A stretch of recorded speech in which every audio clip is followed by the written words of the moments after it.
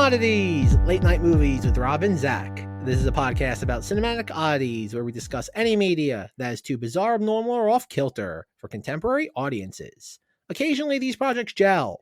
Most times, they crash hard into the realm of obscurity.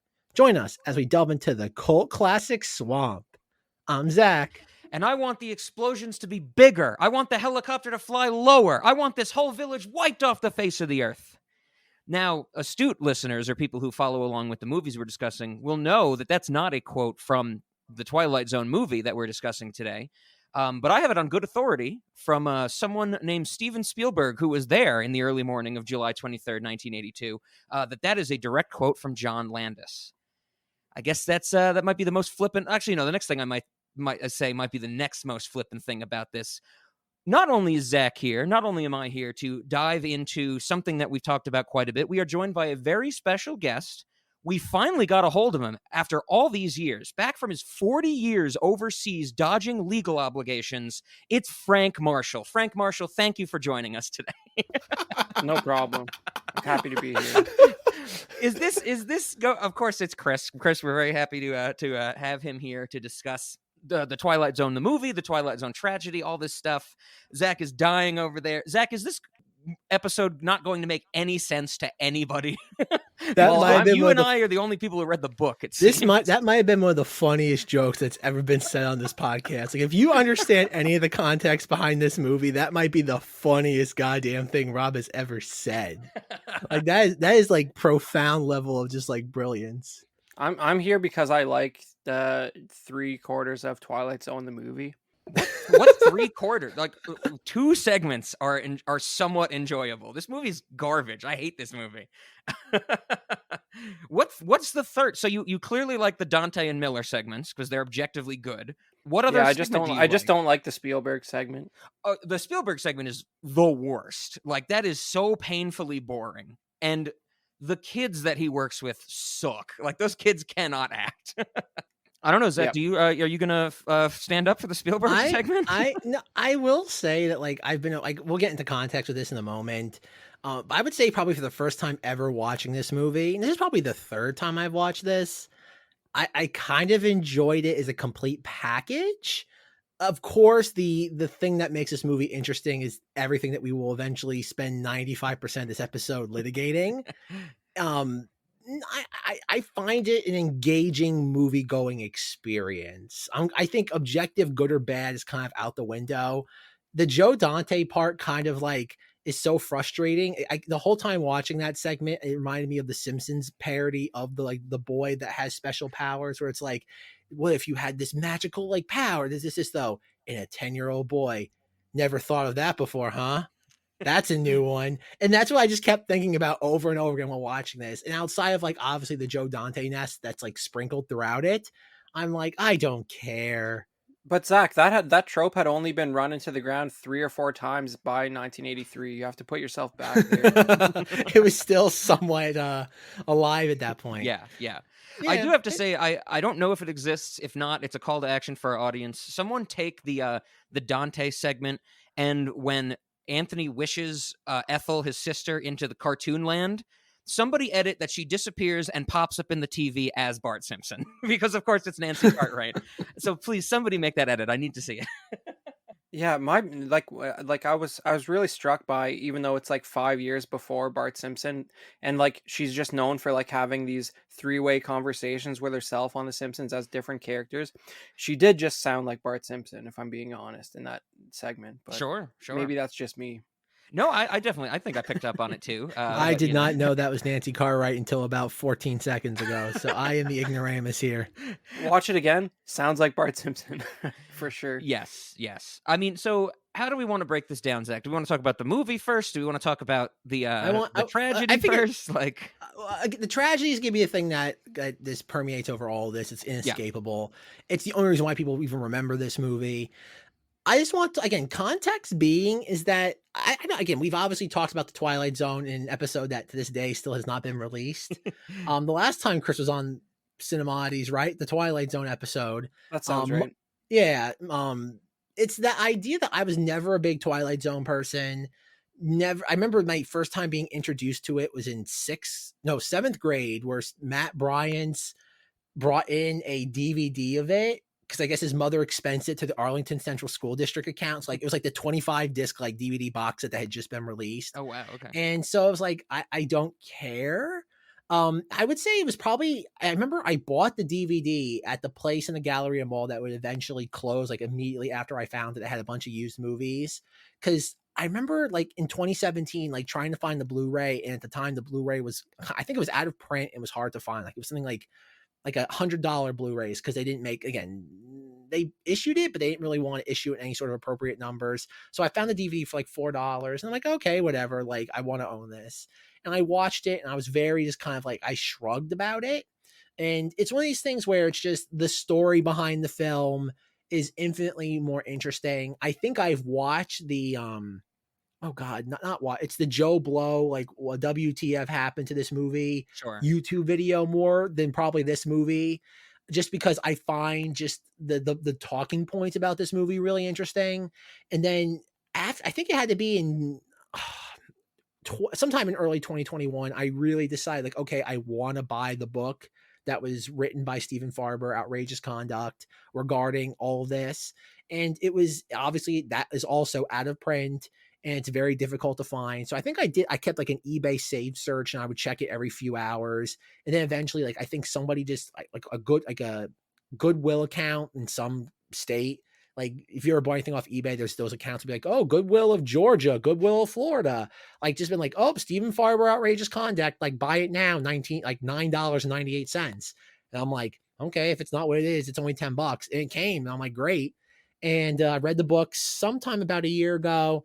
It's been percolating for a while now, the idea of doing a Cinemoddities episode proper on this, it being the 40th anniversary of the actual tragedy, not the film itself. The film wouldn't come out until June of 83. Yeah, and that's kind of my context with this. The story of this is more interesting. And it's weird to think that like after all the years, like in the mid 2000s, where like you learn about like Michael Jackson's Thriller and the music video and all this stuff, that it took a while for me to figure out who John Landis was beyond just the guy who directed the Thriller video and did Animal House. For the most part, I would say that like in a textbook, oh God, biography of him, like in like regarding cinema and just 80s movies, they've done a pretty good job of shielding him from this. Oh, It's yeah. not until you really kind of dig into his career that you realize this, what like it was the trial. And then about 10 years later, people really digging into it, that this is what pretty much put his career on ice indefinitely. Sure. I'm with you. I've seen this movie a bunch. I mean, Twilight Zone, I love it. This movie's never been my favorite. Saw it when I was a kid. Sherry Curry with no mouth in the Joe Dante segment scared the hell out of me when I was like 9 years old, you know, that type of thing. But I haven't seen it in a while. I rewatched it for this. But the book that Zach mentioned, Outrageous Conduct, I was able to read as well. And it's a fantastic story. It's such an interesting tale. There's so much that we'll have to get into, not only on the Landis side of things, which of course is like the point of you know, talking about this movie, I think, but everything about there's one of the district attorneys was like a part owner of a brothel in LA and got busted like midway through pretrial or something like that. Like there's so many fantastic layers to this story that I'm so glad I was able to read it. The person who did not read the book is Chris. Chris, you've never read Outrageous Conduct, I'm guessing, right? Right, but you know, it wasn't Landis's fault. Coming in Man, hot. talk about putting all your cards on the table immediately. As the people I'm in this call with on Zencaster can see the URL, I named this room John Landis Committed Manslaughter. It should be noted, Rob, may I please put, Sure. okay, I already spoiled this joke to my fellow co-host, but when you can name yourself entering the call, I wanted to make my name the Ghost of Vic Morrow, and Zencaster would not allow me. So I had to settle for just plain Vic Morrow. Yes, So yes. truly, we are committing a seance moddity right now. Yeah. Oh, yeah. That's a good point. Absolutely. So Chris, I want to get your context on this movie because I think you mentioned before we started recording that you've seen it, you know, 5 times or something like that in your life. But I'm gonna say it is John Landis's fault. John Landis killed people. Like I definitely think he is maybe not fully to blame, of course. I think I have a new take on it after reading the book, specifically because he was not found innocent. He was found not guilty, and I totally believe that the case came out with a not guilty verdict because of prosecutorial misconduct. I would love to hear what Zach has to say about that, but we'll get more into that. But what is your context for Twilight Zone the movie, Chris? Or do you have any Well, hot my takes on that opinion? yeah, well, I have plenty of hot takes on all of this. Basically, my context for this movie is I probably first saw it sometime in high school when I would rent all of the horror VHSs from the Blockbuster video, and I always sort of I like I didn't have the cultural context for these sort of anthologies, and like I don't personally like I'd seen a few of the original Twilight Zone episodes. I don't remember any of them being as boring as the Spielberg segment of this movie, so I always found that to be a little bit of a curveball.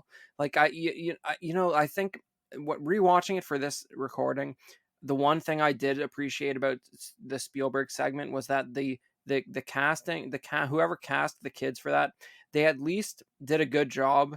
Maybe it's part wardrobe, but they did a good job like making plausible younger versions of some of the kids. I was like, you know what, that kid kind of looks like that old person. they they did a good job there.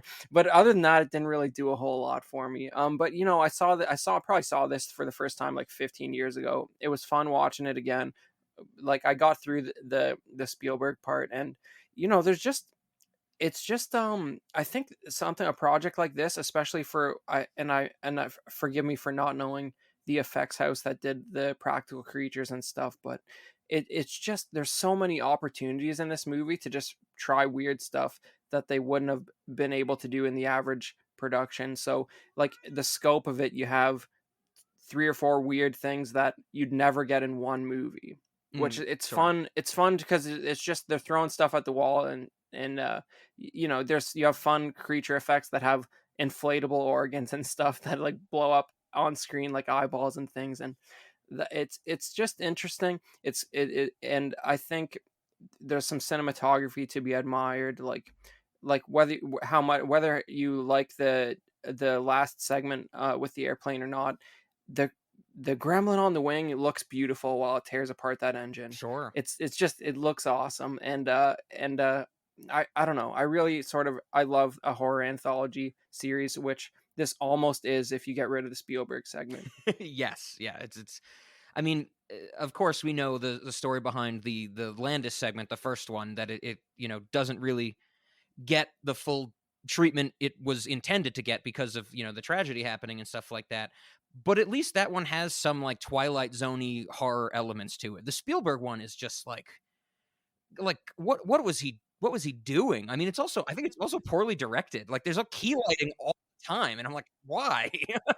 The sun remains at the precise angle to get in the windows of the house at sunset for the whole entire episode. It's kind of interesting. I don't know. It's almost like they're not actually in reality the whole time. I guess that's sort of the point of this title of the film. But I don't know. I didn't take, it's like the moral of the Spielberg episode is almost told to you verbatim in the first 5 minutes, and then we just marinate in it for an excessive amount of time. Almost But like Spielberg's entire career. Yeah, I mean, it's no good. I even remember when I was younger watching this movie, I was like, that was boring, like as like a 10-year-old kid, I was like, that was bad, that type of thing. they to the editor's credit, they put it in the right place, because if it was first, that would have been a problem. If it was last, that would have also been a problem. Sure. And if it was the third, you're a little too invested to have a stinker like that at third place too. So like it's where it had to be. Okay, that's a fair rationalization for sure. If it had to be in there, it's in the right place. I did find it interesting. I don't know if you remember it from the book, Zach, but it is mentioned that originally Steven Spielberg was intending to do a recreation of the Monsters to Do on Maple Street for this movie, but chose not to because, according at least to Stephen Farber and Mark Green from the book, that he didn't want to do something that was so heavy on children actors. And I was like, did they see the movie? Like, did they see what he decided to do instead?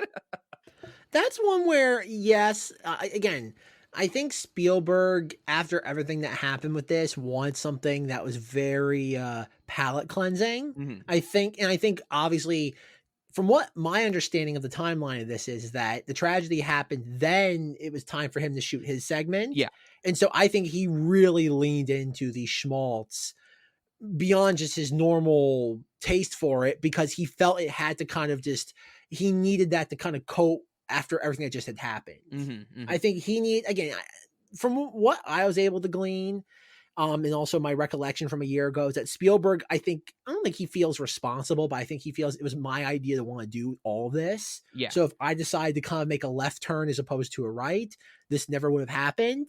And so this is my way of atoning for it, making this very sappy story about children that sit there, this, and that.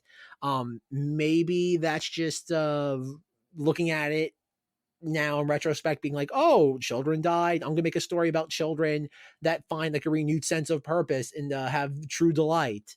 It just feels like he really leaned into it to prove his point, because again, what the next Spielberg film after this is oh god, like the next major one is Temple of Doom, which Yeah. is what Yeah. the darkest of the Spielberg films, like sans 2000s, Mhm. Mhm. and Yeah, Saving Private Ryan, of it's course. interesting. I mean, yeah, I also find it fascinating that that's one of the things. Of course, it's a book. It's written. It's supposed to be very factual and stuff like that. The author's feelings bleed into it a lot, which I enjoy. But I think there's some stuff that is not able to be corroborated. The monsters are due on Maple Street has like two children characters, and one of them's gone for most of it because they ride their bike to the other town to see if that town has power, and I'm like, was he gonna make it with more children? Like it's just a bunch of adults screaming at each other in a cul-de-sac, and then he ends up doing this, like you said. I agree with you. The schmaltziness, the feel good, you're only as old as you feel or think or whatever like that. It's way too treacly and sickeningly sweet, that type of thing. It doesn't fit with the rest of this movie. The only thing is that the tone doesn't bother me. It's just the lighting. The lighting is Yeah, just yeah. so like, it's worse than Kingdom of the Crystal Skull lighting, where like everybody just glows.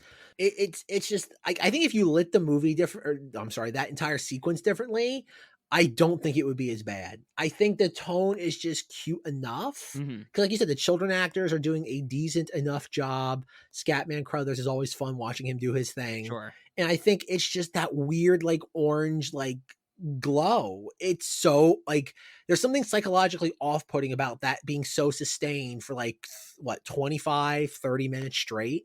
Absolutely. Yeah. So we're all in agreement. That's our favorite segment of the movie, right? What we're Yeah. saying? Kick the can. Okay. I want to know what you guys' favorite segments are. Of course, of the main four, there's the intro, and the intro's interesting enough in its own right, but it's not really its own segment. Dan Aykroyd, and I totally forgot it was Albert Brooks as the other guy in the car driving. That type of thing. I definitely think the Dante segment is my favorite, and that should come as no surprise to anybody knowing how much I love Joe Dante. But what do you guys think? I mean, it's a toss up between the Dante segment or the Miller segment. Like those are the only two like good ones, I would say. You're up first, Zach.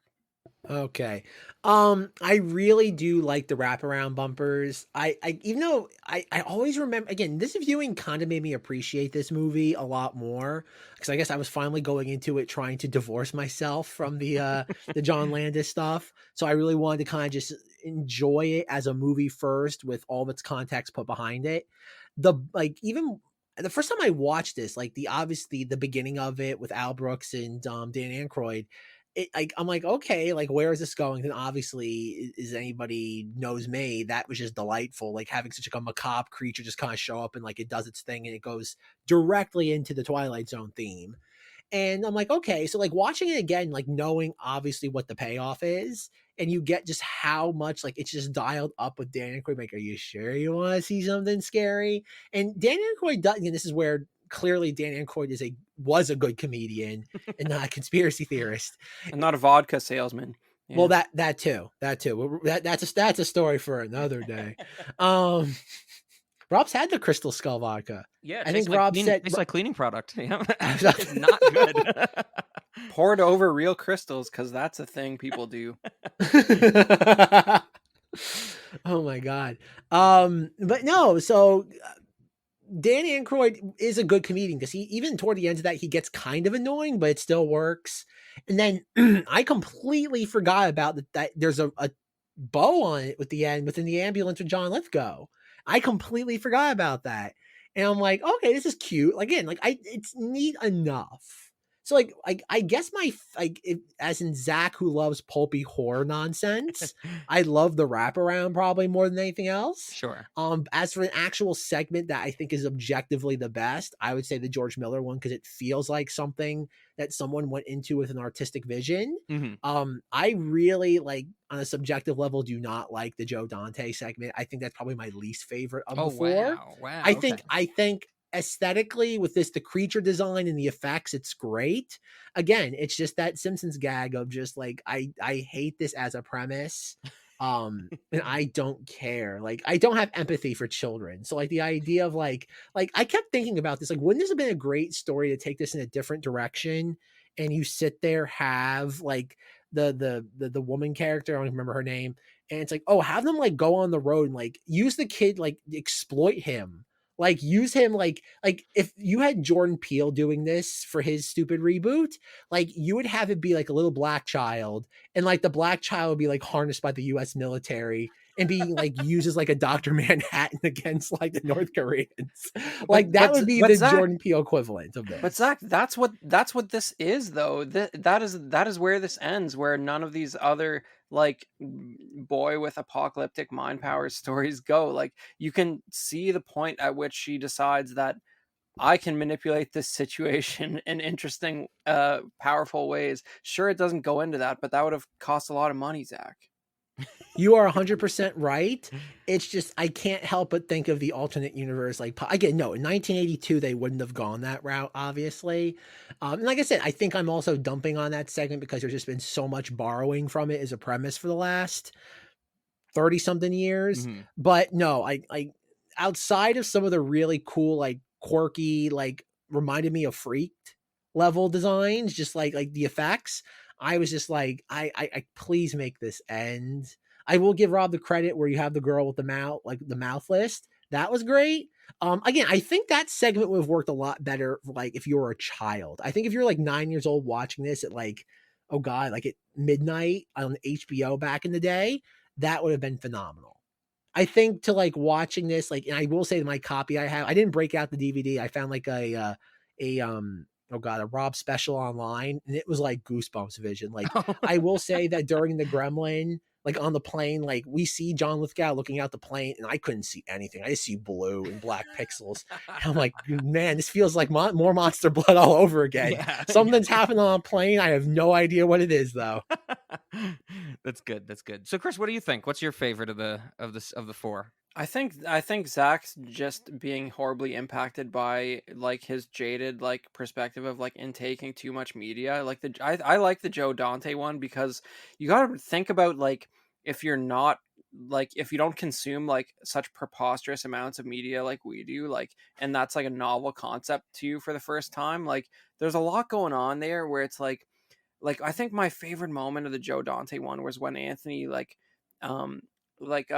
yeah, I don't know what the lady's name is either. Let's see, Helen Foley is she comments to him that it's not good to eat candy for every meal, and he's like, wait a minute, that's right.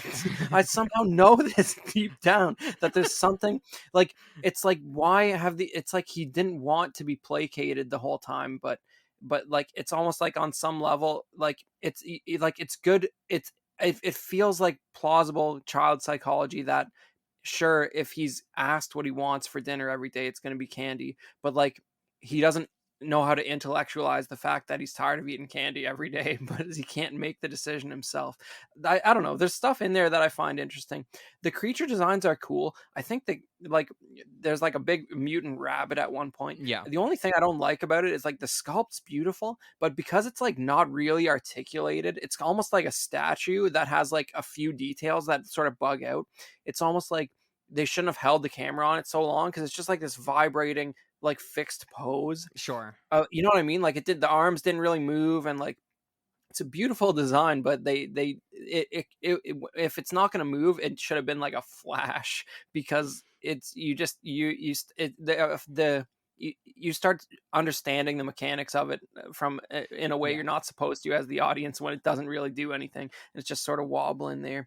But I don't know. I think that might be my favorite one, just because of the, like, where your mind goes at the end when she's like, I'm gonna like I think she's sort of, I don't think she's really trying to empathize with him when she sort of takes him under her wing and says, I can help you sort of refine these powers and do important things with them. I think she knows he's a basket case and just needs to, like, it's just you can't give up this opportunity. And also, if she doesn't do something, she's gonna be trapped in this house for the rest of her life anyway. So I don't know. I think the end is interesting. She's sort of manipulating Anthony. I think there's a lot going on in the Joe Dante one. That's my favorite.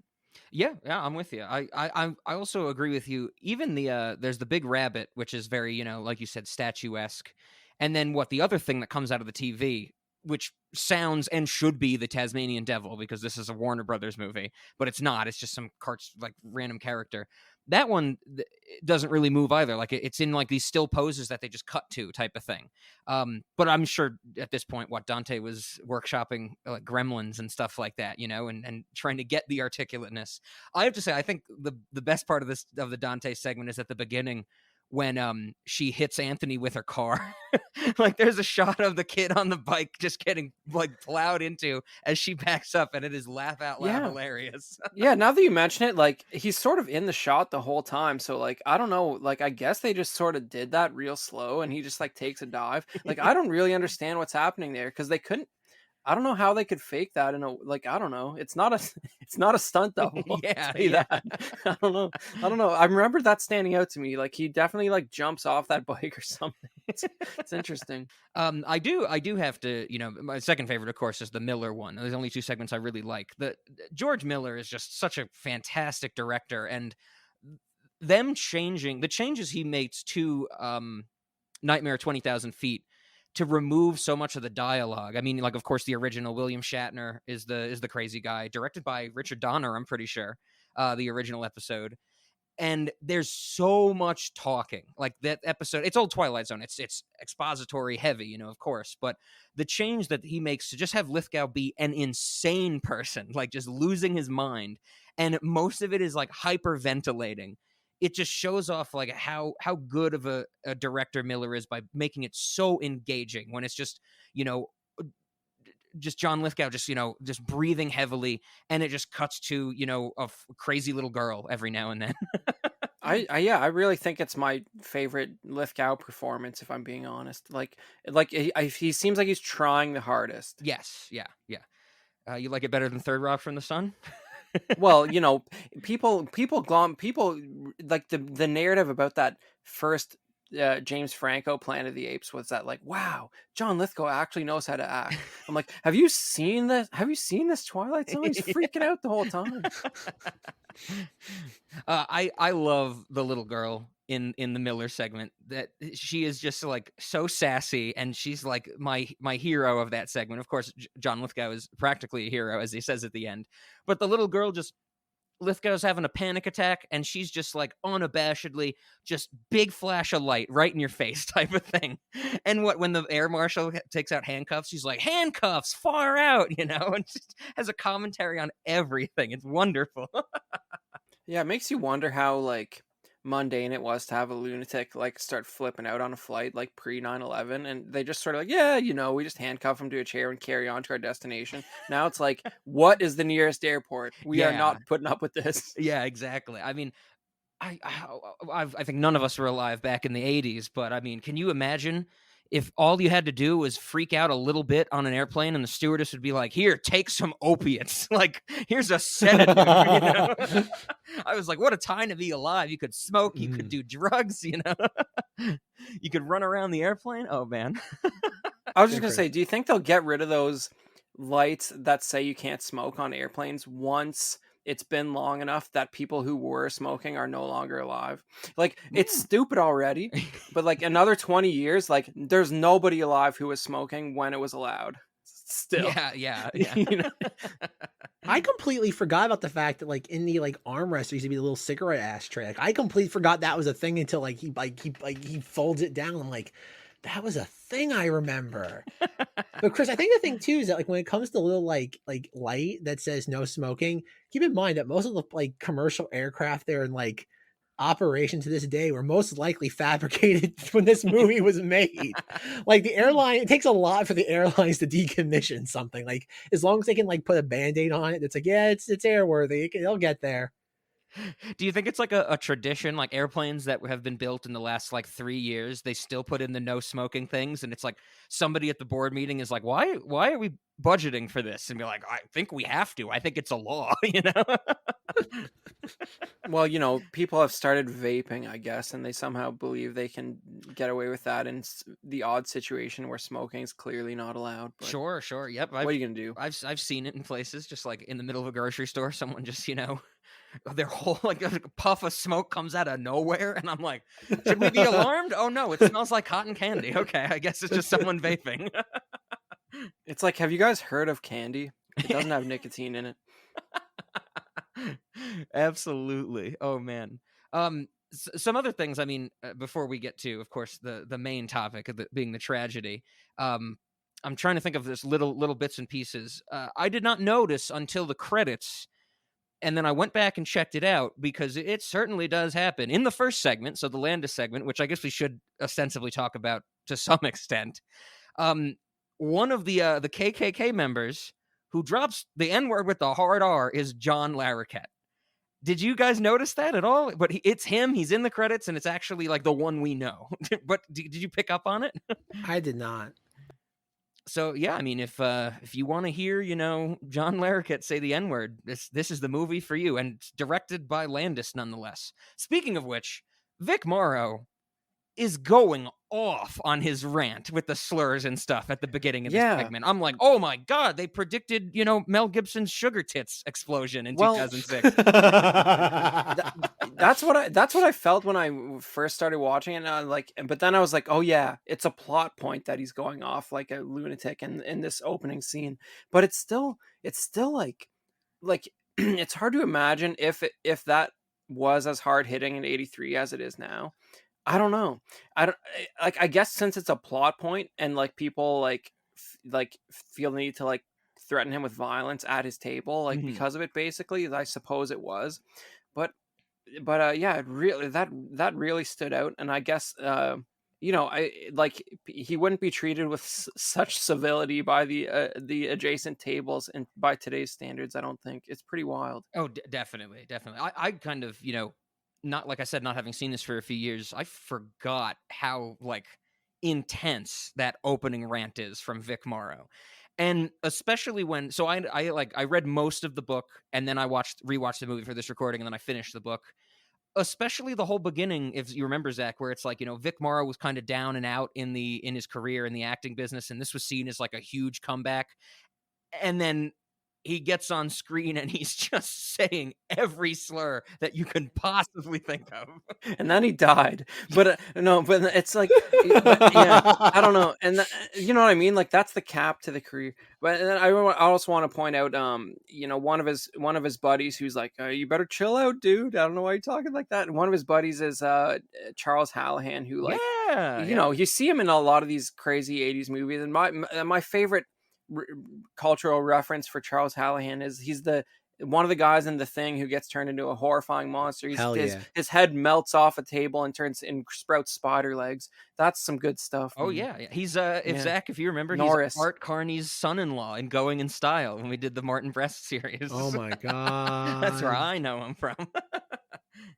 So I guess on the Landis segment, of course, the original script was supposed to have, not the original script, what John Landis was intending to shoot before the tragedy happened is that he was going to have his like redemption moment. Vic Morrow's character was going to, be this incredible racist and he's going to save these two kids and have his redemption arc. But that of course doesn't happen. And the ending of the segment is just, he gets like, carted away to Auschwitz or something, right? Like the Nazis get him at the end. What is the purpose of like him seeing his friends at the very end? I thought that was such a weird, like, like foot in both worlds type of thing. And I'm like, I didn't know what to gain from that. Or do you think it was something where in the editing process it was like, well, we got to smash something together now? It would have been easy to create the sort of POV through the bars of his friends there as just like an afterthought to like sort of cap off the segment. I don't know. I was going to ask you if the book sort of covered how the narrative changed as a result of the accident. But it's that would have been something where they could have easily done it and after the fact, cuz obviously all the stuff with Vic in frame doesn't really reference the alternate time happening Mm. that he's looking at. So they could have done that later, but so I guess the book doesn't really cover how they changed the story much. Well, it does a little bit. Apparently, the original version of Landis's segment, like the first take at the script, is pretty close to what we ended up getting. I think it was like studio, nudging that said like, oh, he should have a redemption arc type of thing, and that ended up, starting the Rube Goldberg, literal death trap of getting children involved and stuff like that. It does talk about though that after the tragedy, Landis did the editing for that segment, and he was like, he just basically put it together. And I think one of the more sympathetic moments these authors have towards Landis in the book is that they say like he really wanted to just put this behind him. So it was just like edited together, got it out there, and they moved on. Spielberg did his segment, then Don, like they all filmed them, in kind of sequential order type of thing. But yeah, from everything that the book says, it's that his original idea was to not have a redemption arc, had the plan to do it, that fell apart, and so now it's kind of like we almost got the original take on it, which I think is kind of hollow. It doesn't really ring true. I mean, it's not even really like that great of like a Twilight Zone twist. I mean, there is no twist, but it's just like, oh, racist man is bad and he stays bad and he gets punished for it. And it's like, oh, okay, I guess so. Did you feel the need to hear like an omnipotent narrator voice come in and be like, sometimes you get what's coming to you?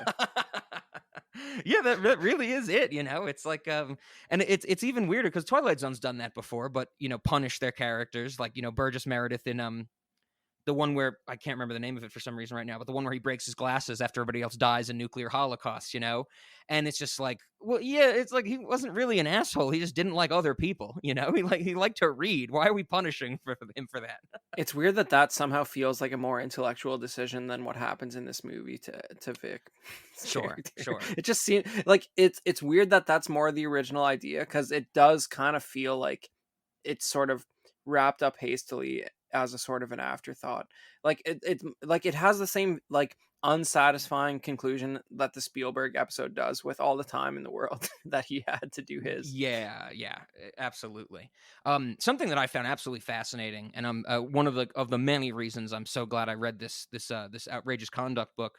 In the Landis segment, there's the scene where Vic Morrow is in, I think, Vietnam, right? And the American soldiers shoot at him, and you can see that there's a shot of them, because of course the implication is that all these other people that he's seeing see him as some other race or something like that, like no one knows that it's him type of thing. And so in the shot where you see the soldiers like lift up their guns and shoot, it cuts to Vic Morrow, and he kind of like ducks down or like jumps off frame, and all the bamboo like plants just get hit by bullet fire. It is so clear to see it now. Of course, this was refuted during the trial, but the story that the book tells is that Landis, in shooting that segment, was not happy with, like the just like blanks being used. He wasn't happy with the effects of like how the plants were being damaged by the blanks, by the rubber bullets. They tried a bunch of stuff, and they ended up using live ammo for that shot to make the plants actually get damaged. And the book tells the story of that. The only way they were able to make this shot work is that they had a crew member off to like stage left or whatever to literally pull Vic Morrow away so he would not actually get shot, because they were using live ammunition. And you can tell, if you go back and watch that scene now, it does not look like Vic Morrow dodges or dives or dips, ducks, dives, or dodges or whatever. You can tell he's being forcefully pulled away. And it is shocking to me that after everything that happens, of course, Landis was like, no, that's a good shot. I'll use that in the movie. My one note about that on this watch through was just how how is he not shot by the soldiers? Yeah, That's what yeah. I didn't understand there. Yeah, I guess they're the weekend crew or something. I don't know. Yeah, yeah, exactly. But yeah, I mean, it just kind of, I think that the first segment, second segment, they pretty much fall flat. I mean, the first Landis one, at least there's some excitement. I think a little bit of it goes on too long, but that's probably like padding the runtime and stuff like that because it didn't work out the way it was planned. Like, there's the shot of Vic Morrow on the ledge when he like first goes to Nazi Germany or Nazi France, I think, and Nazi occupied France, and it just goes Damn on for straight. so Once long. upon a time in Nazi occupied France. Like, they just keep shooting at him and it goes on way too long, and I'm like, why? I'm like, well, they're not going to kill him because then the segment will be over. And so, It's that called type. padding. It's called padding the runtime, Yeah, yeah, Rob, because exactly. 5 minutes of your narrative had to be forcibly excised from the film. Yes, yes. Oh Because you man. can also tell too, like the part where like he falls, out of the jungle back into a Nazi occupied France. You Oh can yeah, tell he that's goes him through the falling off the inception building. kicks. Yeah, absolutely. Well, yeah, and you can tell that's when he fell off the building, and that was where they had to do a cut. Like Yep. it's you get the scenes of that segment are pretty strong. Like you can tell where they had to edit around what the plot originally was. I still don't get how that. I don't remember it being in the book, Rob. Did they explain how that segment was originally going to end? If nobody died? I think it was going to be him. They didn't explain it specifically, but I think that the premise was that he would save the kids because the gist was that when he's in Vietnam or whatever, and it's being attacked by the soldiers, he was going to find these two kids and save them, like prevent them from getting shot or killed when the village blew up or Helicopter something flew like over. that. Exactly. Look And directly into the camera for that one. and what I've gathered is that he would save them and he would be teleported back to his own time, and he was going to have some like, oh, I'm so sorry, and like apologize to his friends or something like that. But I've never found anything real clear to explain like, well, what was the intended ending supposed to be like, and really, where can you go? Like, maybe he apologizes But for you would, being but you would, racist. but that's the thing though. Considering that they filmed all the footage at the bar, Mhm. and there was clearly footage of the two friends walking out and being like, "Where is he?" I don't know if you would have gotten that cathartic ending of him being like, "Oh, like he's been redeemed. He learned the wrong ways of his actions and how he thought for being a bigot." Mhm. There's nothing. Can you imagine? Can you imagine he comes back and he like still gets his ass kicked by the black guys at the end, but that's the conclusion of the episode. That'd be good. Like I don't know. I don't think we gave enough time to the absurdity of the opening scene in the Landis segment. Like and the other thing that was weird to me in this watch around is like, okay, so he died when he's 53. Vic Morrow, like if we're being generous, looks about 60. Like at the time of this, and in his opening, the whole impetus for his complaints and all his racism is that he didn't Yeah. get a promotion. He's talking like he's like 29. He's like, man, I needed that big promotion. It's like it's like it's my guy. You're like 60. You've peaked as far as this company is concerned. They're not really giving you more responsibilities at this point. This is the downward slope. It just seems so weird coming from this guy who like looks like he's just literally been through the wars, and he's like, man, I really needed that promotion.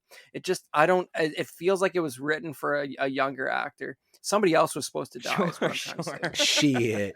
Shit. No, that's a good point. You're right. He is very much like, oh man, a few extra $1,000 a year. You know what I would have done for me? And it's like, you have to be like comfortable in your life, at least, at least to be that casually racist around other people in public.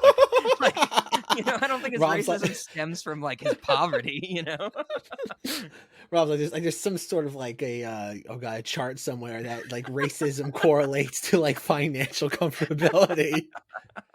Your Honor, the chart clearly says I could not be a racist. Yeah, exactly. No, you're right. It is totally absurd. What we get in that bit, and and the whole thing's absurd. I mean, behind the scenes and in front of the camera, like it makes no sense. It should have been like a younger person. Like if you told me he was 70, I would have believed it. Sure. The guy was in rough shape, man. Like, what was he doing? Like, oh God, like he was what, an alcoholic? They say in the book, Rob. Like Yeah, he was. yeah. He was Down in and rough out shape. for sure. Yep, Yeah. yep. It's fascinating. I mean, I don't think I've seen anything else he's been in. If I have, at least I don't remember it or anything like that. You never saw knockoff Jaws, Rob? Like it's like called like Great White. It's like No, I don't exploitation. think It's further exploitation of a shark. Like it's like the first Asylum movie. No, can't say that I have. So I mean, I guess the other thing is is you cited as your favorite, Zach, the wraparound, the framing device, or at least the intro and the outro. I'm fine with the intro. I could do without the outro. I think that callback at the very end is a little useless type of thing, especially because it comes at the end of an incredibly strong segment. Like it ties back the Lithgow story to this intro that I guess what I'm saying is it should have just stayed an intro. I don't really enjoy or get why it like ties I off at the end. I disagree because the whole idea is that the gremlin literally flies away, Oh, and that's I think if you goofballs. bring Yeah. if yes, if you bring the gremlin back, I think you, oh god, make him impotent as Mhm. as a threat, because the whole idea is that like, okay, what was this thing that was doing it to the plane? And it should be stated that like obviously in the original Twilight Zone episode with William Shatman, it's the idea of the gremlin being like the Michelin man. Like Yeah. it is like clearly a guy like in a suit, like it's just like an insane level of padding. In this, and like I said, some of it is Goosebumps vision, so I don't know what it was I was looking at, but we do get like some lovely like Frank Donnie Darko like design of Sure. like I forgot how just detailed it gets and just how in focus and frame we see of the gremlin. To one point, like what, like Bukkake's and on Lithgow's face, and Yes. and that's not even explained. It's like, what the hell is this? Like it's very much, it's a very mysterious entity, and I like that Yeah. the low hanging fruit would have been, oh, we need this thing to come back and like poke its head through like the ceiling of the ambulance, and I think because you need that little macabre like, oh god, chaser at the end of the movie, you Mhm. have to have that for what this is just going for. You could tell that's what they wanted. So you were going to have that Yeah. macabre little bit at the end. So it makes sense, especially considering that Dan Aykroyd at this point was on the verge of like superstardom. It makes sense that you would bring that back and have this Tim be this weird kind of just like ghoul. That who knows? I would imagine they were probably had aspirations of this being like a continual anthology Yeah, film series. definitely. Yep. Um, so it would have been this would have continued. That probably would have been him almost being like the crypt keeper sort of way. Like he would introduce Oh, probably okay. every single one and conclude every movie. Do you think every movie in the franchise would have started with two people guessing like theme songs from shows? I That's also so insanely drawn out. Like that Yeah. is just like, it's so drawn out, and I'm just like, again, when you know it, how it eventually pays off, it's great. But I think again, like keep in mind for like early '80s blockbuster cinema, which at this time, again, when they're making this in '82, like what was blockbuster cinema? It was, oh god, barely ET, like in Star Wars, Jaws, Close Encounters. It's the seventh year of blockbuster cinema at Yeah. that Exactly. point. It's really, It's yeah. But I was just gonna say, like, I love the intro. I think Dan Aykroyd's just like acting his heart out, man. But I don't like when he turns into the creature because he does. It's like he does one of those things when he attacks his driver, in whose name I can't remember. It's like what it's like. I don't know if you remember, like in Alien, when Dallas gets killed, where like he's crawling through the vent, and it's just like, come on, the alien just Yeah. waves Yeah. at him and he's dead. It's like that, where it's like you don't see the kinetic impact of the violence. You're just like, boo. Don't Yeah. make fun of the Definitely. peekaboo, Chris. Do not you dare say anything bad about the peekaboo from That's what Alien. happened. That's It's what happens in great. this. That's what happens in this, though. Like you don't see the impact of the violence, and it's just like, oh well, I guess because he had cat makeup on, the guy's dead. I don't like, you know what I mean? Like I want to see the violence. Sure. Sure. I get you. Yeah, drawn out is the best way to put that intro. I think it could have went a little shorter. I guess also the other thing that I'm remembering now is that, did you guys notice that only the Spielberg segment doesn't have narration? Like all the other segments have like a Twilight Zone, like Rod Serling-esque narration from Burgess Meredith of all people, except the Spielberg one. The Spielberg one just plays, which I found interesting. Probably because if you can't figure out the narrative point of the Spielberg one in the first 5 minutes, there's something wrong with you. Yeah, there's probably an edit where they have the narrator saying something and everybody's like, it's too on the nose, you know? Like, we need to get this out of here. Oh, they recorded it 100%. Sure, Like there's, sure. there's no chance they didn't record it. Yeah, do you want to know what this segment is about? Well, old people are only as old as they feel, you know? And then that just pops up as like a disclaimer, you know, every 5 minutes through the segment is text on the screen, and it's like, do you get it yet? I mean, other than that, I really did not enjoy this movie, and I think, you know, on an objective level, this is one of my least favorite Twilight Zone things ever. So I don't have too much else to say about it. Any moments you guys wanted to highlight or things before we get into the real meat and potatoes of death? Oh boy. I don't know. I think this is like a horror anthology movie. I have a deeper appreciation for it now, to Okay. the point where I don't know. Like I said, I like obviously we will. Should we just do like Cinemoddy and Late Night? Because like I would imagine the trial has nothing to do with that whatsoever.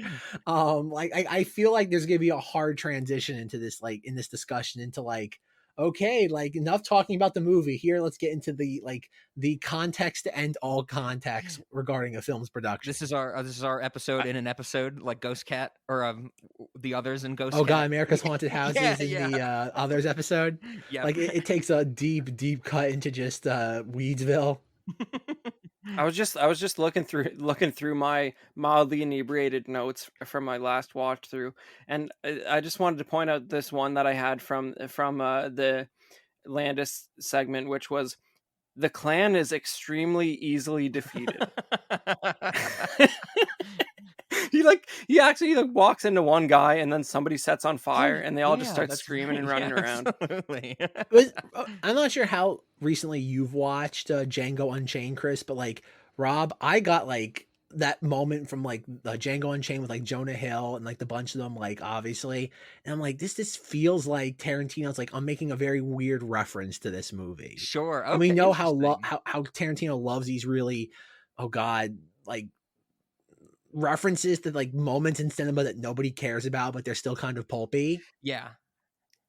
I'm pretty sure you can literally hear very quietly mixed in Benny Hill music when the clan Oh starts yes, running around, definitely. partially on fire. Yeah, that's a good point. They're very bumbling for sure. And I didn't think of that Django Unchained moment, but you're absolutely right, Zach, that, you know, it's like the only thing we're missing is, you know, one of the clan members saying something like, you know, oh, don't make fun of these burlap sacks, my wife made them, or whatever Jonah Hill says in that scene, you know. Oh man. Well, I'm fine with leaving our questions till the end. I think we should keep it there, so we won't break form too much. But let's do our episode in an episode. John Landis is a manslaughterer. John Landis is a manslaughterer. I feel like we should have I feel like we should have like the Law and Order theme, Rob, like bum bum bum bum bum bum. In the criminal justice system, 3 podcasters litigate a 40-year-old case. You know, that type of thing. No, so I'm firmly against John Landis. I guess I wanted to start. One of the things that I got heavily when I was reading this book, Zach, which I found interesting, is that it gave me a lot of vibes from our Nope discussion. And so, you know, in our Nope discussion, I talked a lot about how I took the theme to be, you know, we can't, well, of course, it being content and, you know, content creators, but the animal thing being like, people think they can tame the beast, as I think I said in that episode, you know, and it usually ends up for the worst, like the horse kicking the guy at the beginning of Nope, or, you know, Gordy the chimp freaking out and stuff like that. It's like we think we can control these things for the purposes of entertainment, for content, but we really can't. Now, there were no animals, you know, in the Landis segment or in, you know, the Twilight Zone tragedy or anything like that, but I definitely got the sense that Landis in particular, along with the other people that, you know, were in the trial and stuff like that, there's 5 total, that Landis, and, you know, as a director, was trying to control such a wildly huge, like, you know, set of circumstances with so many variables, and thought he could, and very hubristically thought he could control it. And you can't always do that, you know. I mean, I think it's a little more clear in the Nope with the animal thing, where it's like, oh, these animals, they're animals. They don't realize what we want them to do, and we're kind of forcing them into it, and so things can go wrong. I got a very similar feeling to some extent about, Landis was trying to control so many different things in just the creation of that one scene for this movie, that he thought he could take everything under his wing and handle it all, and especially thought other people around him could handle it, which they couldn't. They couldn't even stand up to him. And it just came across to me as like very hubristic, very much like we talked about in Nope. I don't know. Does that make some sense, Zach? It does. Like I said, there's a lot in this movie that feels like clearly Jordan Peele did his research on just Hollywood hubris and disdain for the industry that does these sort of things. Again, like my take on John Landis, obviously Rob has made his position loud and clear. Chris is more just I don't think we know who Chris puts to blame to this. I don't think he puts it 100% on John Landis. I don't think he's in the Rob camp by any means. Obviously, like we made jokes numerous times, like when we sat there, did an American Werewolf in London about the manslaughterer, and we went on and on and on about that.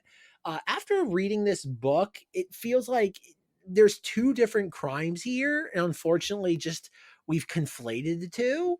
I think obviously the first crime is the death of Vic Morrow and like actors dying on set. That is crime A. Sure. Crime B is hiring children after hours. And it feels like if Vic Morrow would have just been decapitated by himself, it would have been like shit happens. Like, oh God, I think it was the last really high profile death on a movie set was in Deadpool 2, where I think it was the stunt actress for Zazie Beetz' character. I don't remember what her name is, like died when they were filming that, and everyone's just like, yeah, stunt people, like this is why stunt people make money, because this happens occasionally, like these are the odds, like take it or leave it. And the whole industry just kind of collectively shrugs. Mm-hmm. And I think the reason why this became so pertinent was like, A, you have children there, that it wasn't even just like, okay, we were doing this like in broad daylight, like all the rules are being followed, and then just shit happens. It's the idea that like they were so, it was so much gross negligence. Yep. That it makes an already kind of like unspeakable tragedy. It just dumps gasoline on it. Sure. Again, if I think Vic Morrow just would have had a helicopter dropped on him, there would have been a lot of just like, like just past his prime, like whatever. Like he should have known better. He should, like, as an individual with agency, he should have been like, nope, I'm not doing this. Like, I don't care how I think this is going to treat my career, whatever. It would just been like, he should have known better. But once you put children into it, especially children that the book makes a huge point of, like, these people didn't really speak English. Like, like these were it feels like there was a certain level of just like, just throw some cash at these individuals' parents and be like, yeah, like they'll be fine. Like, we're Hollywood, like glamour, showbiz, like this is where dreams are made. And that's where I have a hard time blaming Landis. Again, I think for the death of Vic Morrow, he is not culpable. I think for having underage children on set illegally, he is culpable. And their death is just part of it. Like I said, I think that's where he's more guilty, because he should have just known as an adult, no, this is wrong. I don't care. But again, this goes back to his hubris. Vic Morrow, no, I do not think he's culpable in that. I think that's just, I think the book makes a very pointed idea of Landis's whole thing is, I hire these experts to do their job. Yeah. If they fail me while they're doing what they are hired to do, how is this my responsibility? It's like, good Lord, you're building a house and the contractor sits there, allows someone to sit there, just fall off a ladder, or they're doing it in a very unsafe way. Is that the owner of the company's fault if the person whose job it is not following through? And that's where, again, to repeat my stance on this, because I think I was hoping I was going to be the most nuanced on this. Again, we're going to hear Chris's in a moment. Is that John Landis is guilty, I think, of being a poor judge of character. In the sense of just like what the right thing to do in the moment is. Sure. I don't think he's a manslaughterer. I think he should have known better as an adult. And you can't, if we start sending people to jail for that, A, the world will be an infinitely better place, and B, you can't do that because that's illegal. And I will say, before I button up my opening statement, I think Frank Marshall's the one that should be in jail, because if you flee the country, that is more incriminating than anything else. We got, even though Landis obviously deflected as much as he humanly could, he at least stood trial and went on the stand. Yep. Even though he was incredibly smug while doing that, he still did not have to do that, and he took the hits. Frank Marshall left the country, and everything I've read about Frank Marshall, even like, oh god, somebody who produced Dinosaur 6.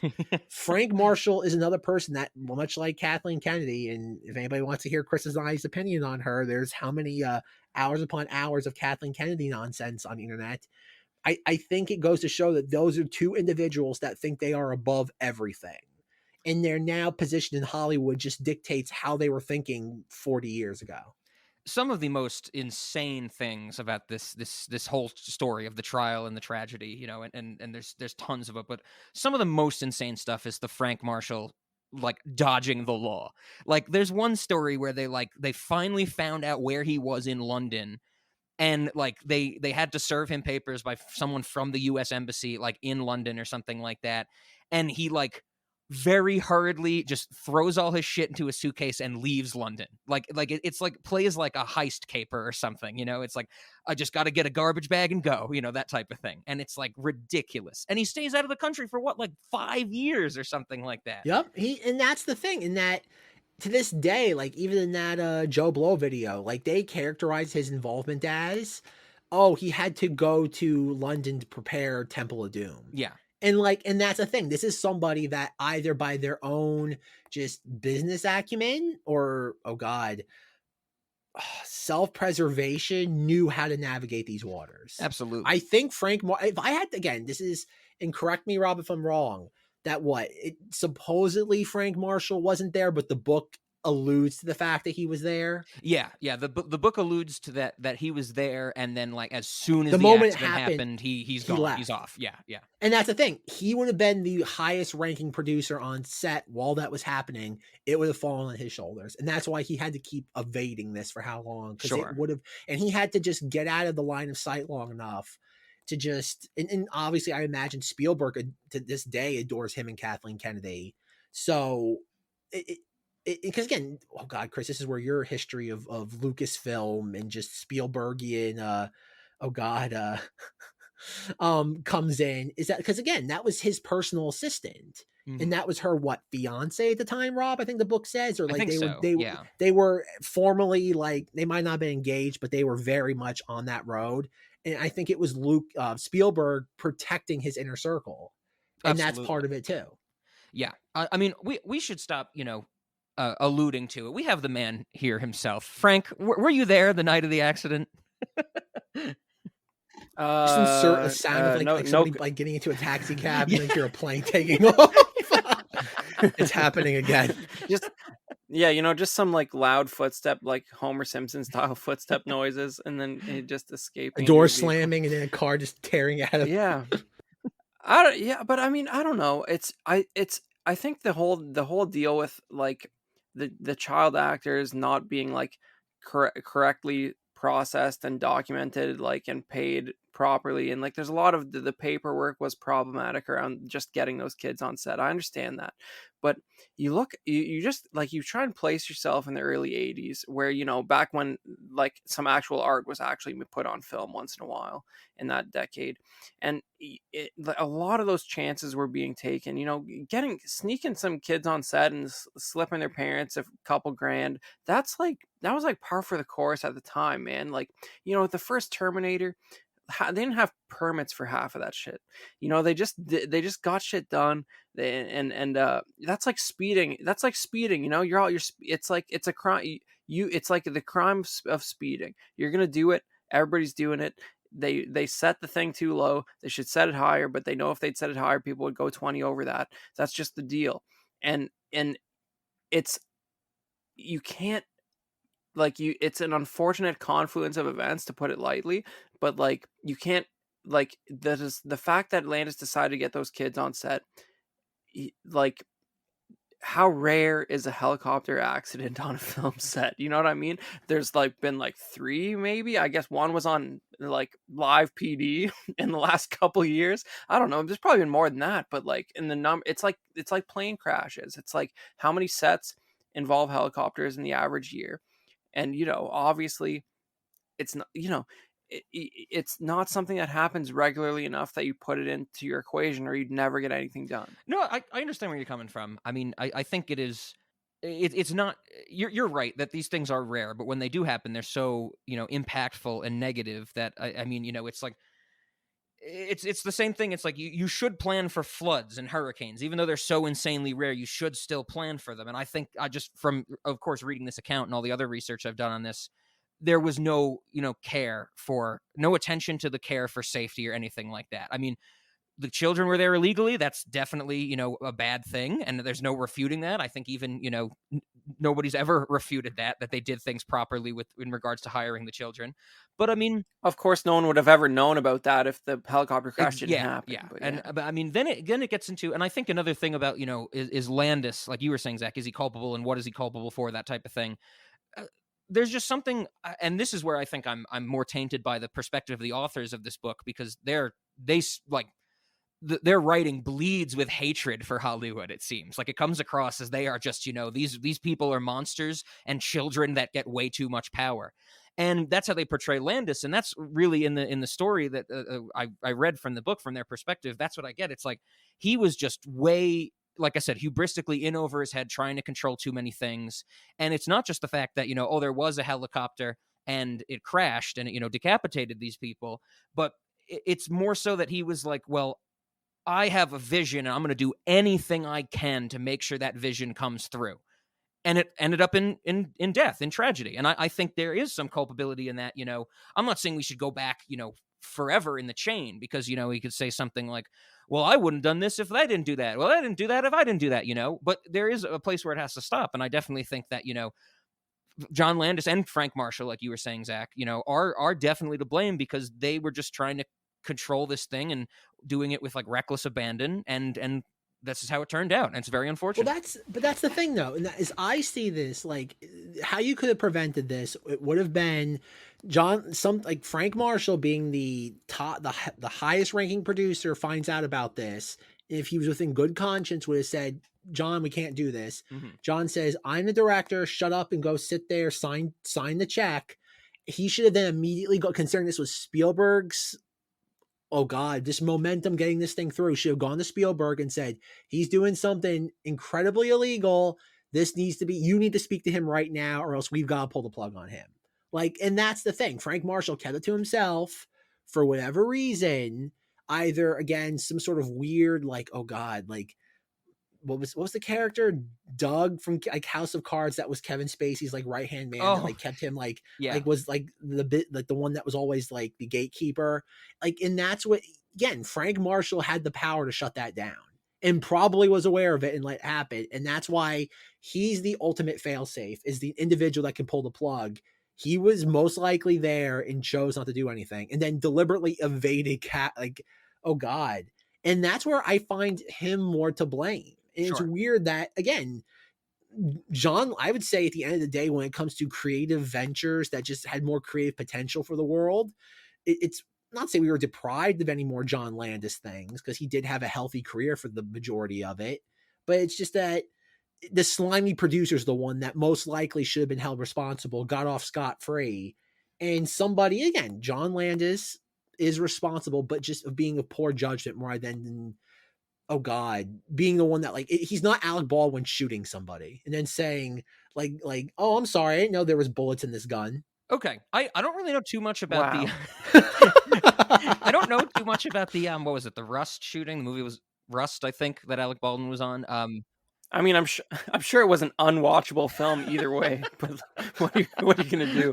But it's just like, of all things to go out on, it's like Vic here. It's like, I'm gonna be the worst low life character ever, and that's my last thing. I'm gonna be an Alec Baldwin direct to streaming movie where Alec Baldwin's just really trying there at 60 years old to be a compelling character.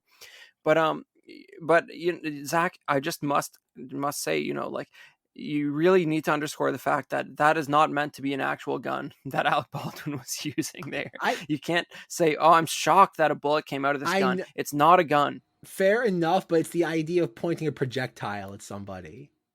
Wasn't that it was a projectile, right? Like it wasn't like he threw like a I coffee can at somebody and a bullet just somehow like magically unloaded.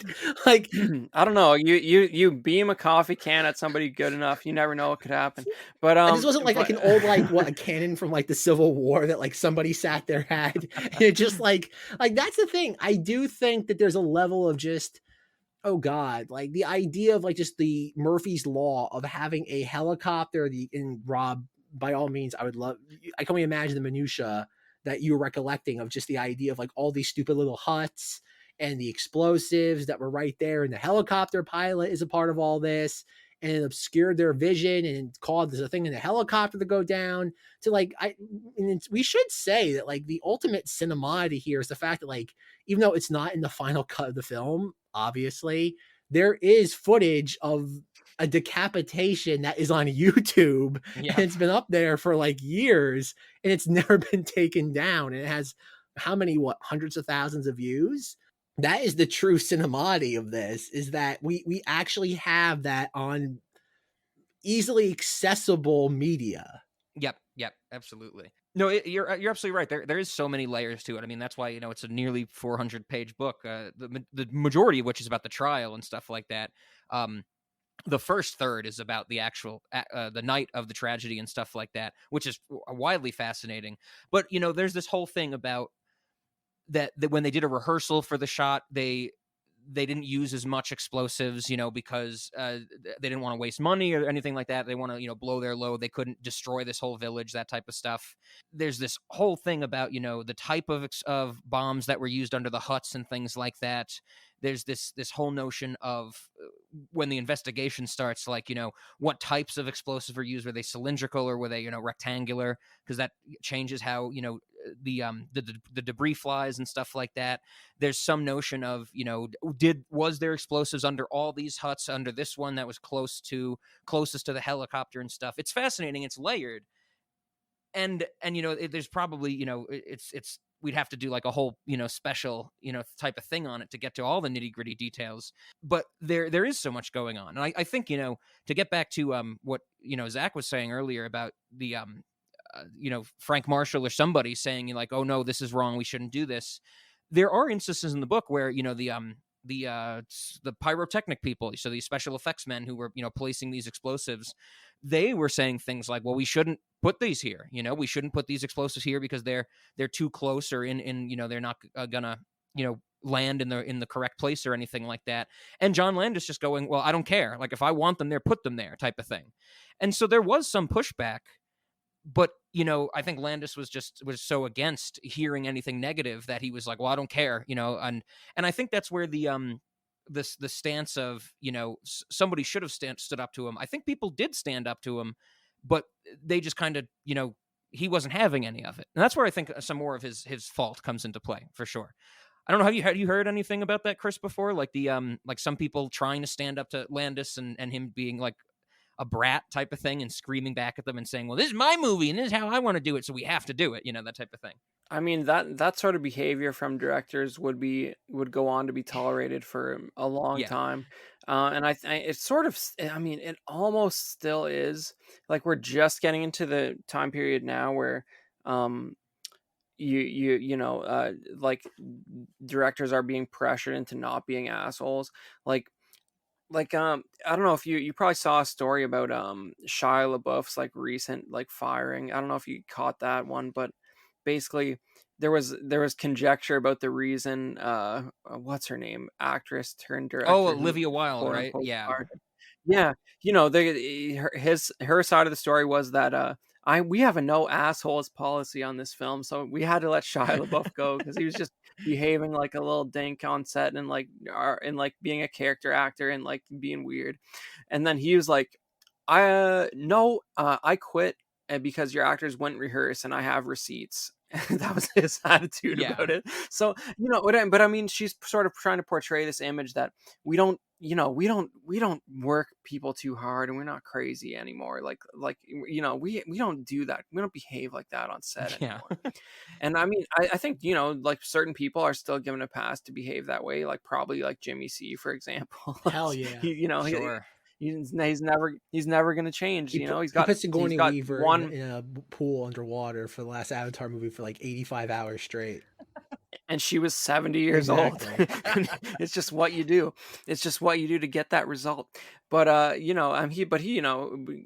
bless him, he's probably got one or two more actual directorial outings left in him. Less than that if it's zero if it's Avatar. I guess at this point he's not going to have time to do one more even. But yeah, I don't I didn't read the book. I don't know if John Landis is known for this kind of behavior, at least in his heyday. But it's just these kind of things, like I was saying, these kind of things probably happened all the time. Like the kids being there is not the weird part. It's weird to me that it sounds almost like the title of the book you guys read about this is like based on the kids being there, almost like it's almost like they shouldn't have been there in the first place. I just don't understand how, like, you're a pyrotechnics guy, you know where your charges are at, you see the helicopter in the wrong place, like literally under them. Mm-hmm. That's I fair. will No, say that's fair. Yep. I did some research into the Alec Baldwin thing. He legit pointed a gun like at the camera lens, like where the cinematographer was. Like he legit pulled a gun. And it's like, I can't believe this projectile firing weapon fired a projectile. I had no idea there could be possibly ammunition in this thing. Even though, like, I guess the same prop person like did something like that like a year earlier where a live round went off. Oh So man. no, he legit pulled a gun. Like it was like he didn't intend for it to happen, but you also kind of don't do that unless there's like a thorough level of like it's not as I guess it's not as grandiose as a helicopter being dropped on your actors, but it's still something that someone within, again, similar thing, someone who shouldn't have known better should have been like, hey, if I'm going to be pointing this at where there's live beings, let's like quadruple check this to make sure.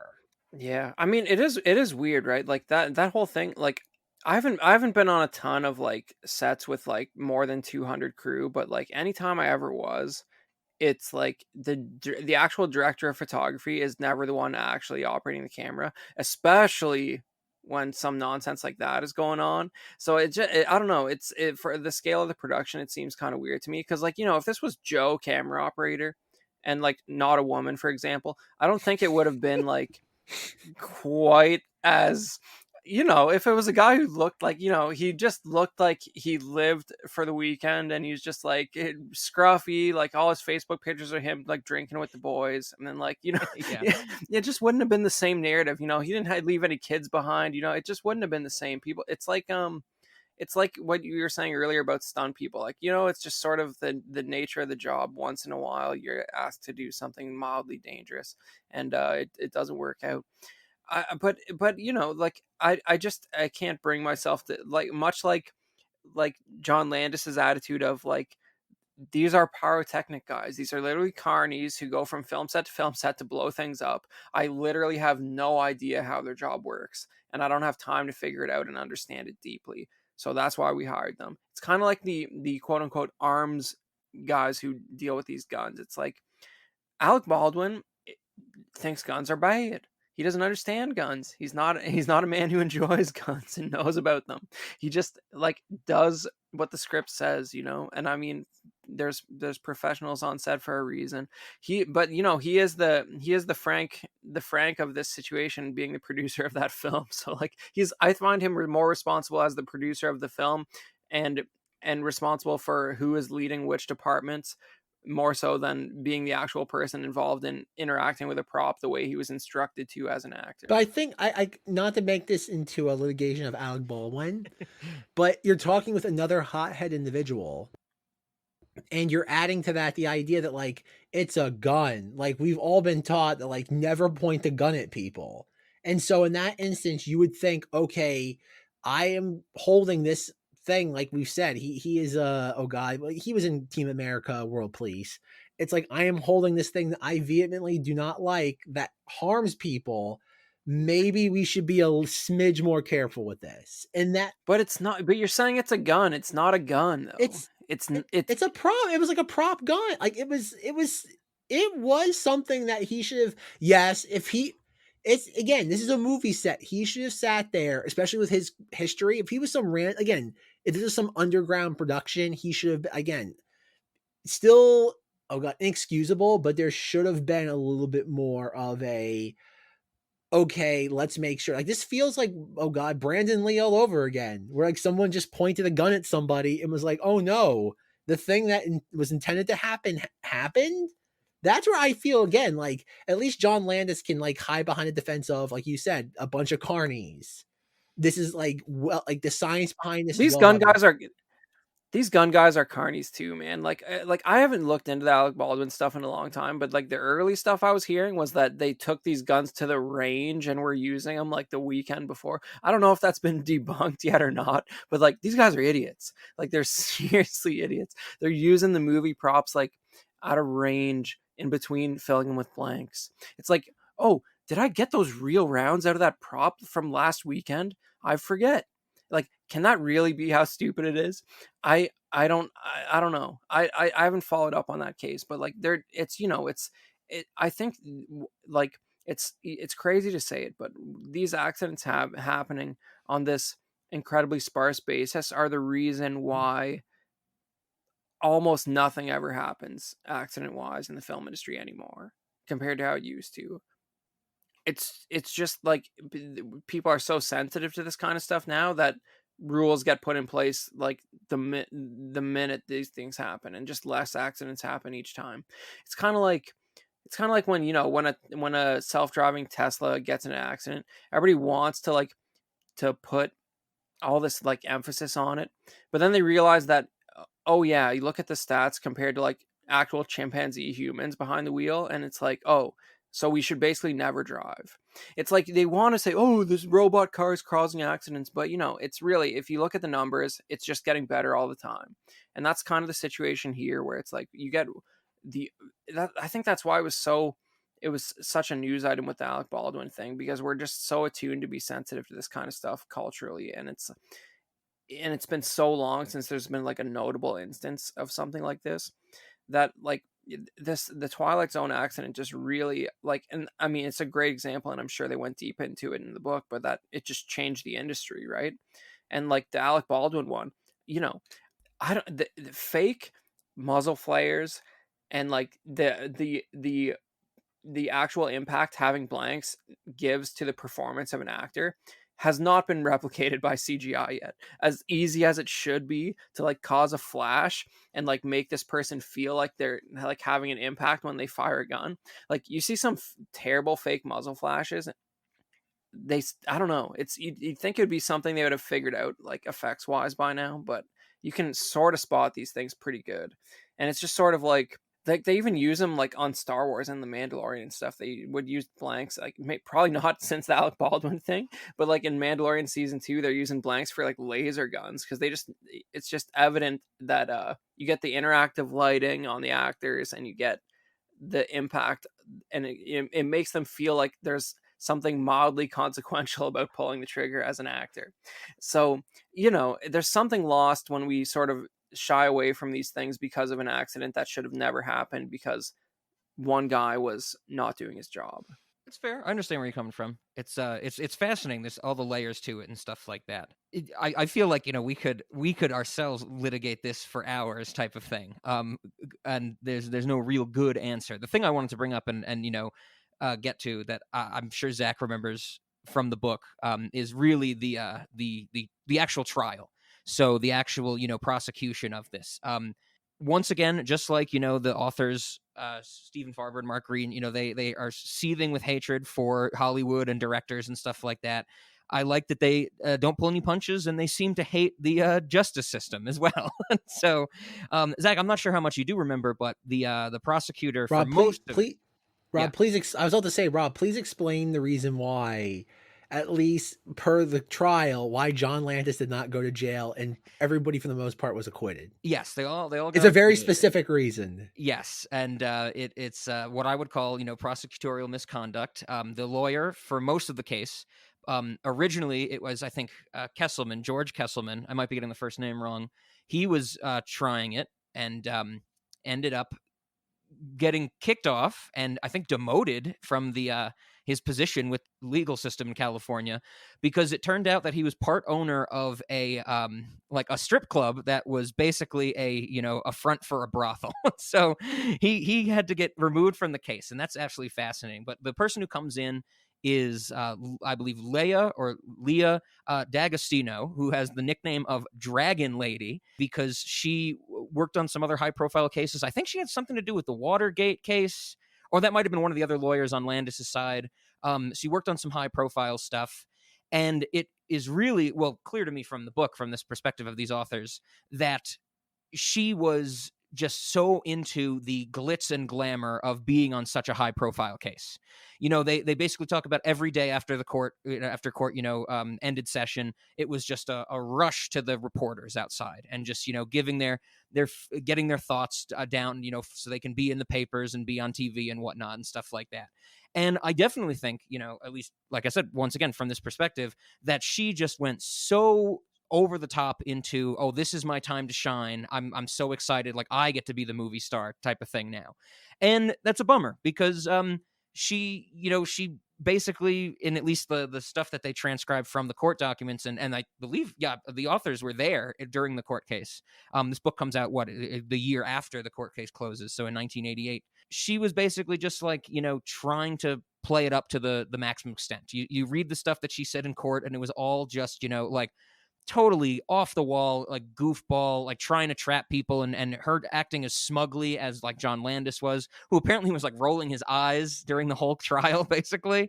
And I would imagine, Zach, you're getting at, I don't know if you're getting at this exactly, but the thing that stuck in my head, which will come back when we get to snacks, in her closing argument, she tried to explain, in an effort to explain how like debris could, impact a helicopter and cause it to crash, which I don't know why you need to explain that. I mean, I feel like that's like, if you stick a pipe in your bike spokes while you're like riding it, you're going to fall over. Nobody needs that explained. But her visual demonstration was to take a potato and she stuck a straw in it. And she said, look at the damage this straw did to this potato. That's how easy it is to take down a helicopter. And everybody from the author's perspective and everybody in the courtroom, kind of, when she said this in the closing arguments of the case, everybody was like, what? Like, did she lose her mind? Like, that makes no sense. And I think she was trying to be theatrical with it the whole time. And that's one of the most egregious examples. And, I think that definitely that let it down. And they talk to a lot of the jurors, or they have interviews with the jurors at the end of the book. And the whole jury is like, it's not like we found him innocent. We did what the justice system does in America. It was that, we don't have enough evidence to convict him. And the prosecution did not make a good case. And I think that's a bummer. I mean, that's a failing of the legal system, but it's unfortunately kind of what happened here. And, the acquittal comes just because she, I think, was trying to be too much in the spotlight. And of course she kind of falls off after this because she loses the case, and there's a little blurb about her where what she did afterwards, but I don't know. It's nothing as thrilling as the Landis case. Was that what you were remembering? Did you remember the potato thing at all, Zach? It's coming back to me now. Again, the problem with that book is that, again, it goes into such minutia about certain things, yet things that are more spectacle based like that, it kind of just goes over, like it kind of just glosses over it. Mm-hmm. I remember at one point it goes into such excruciating detail about just even like the little board where you put the connectors for the explosives and the pyrotechnics, and the design of the huts and all of that on the set.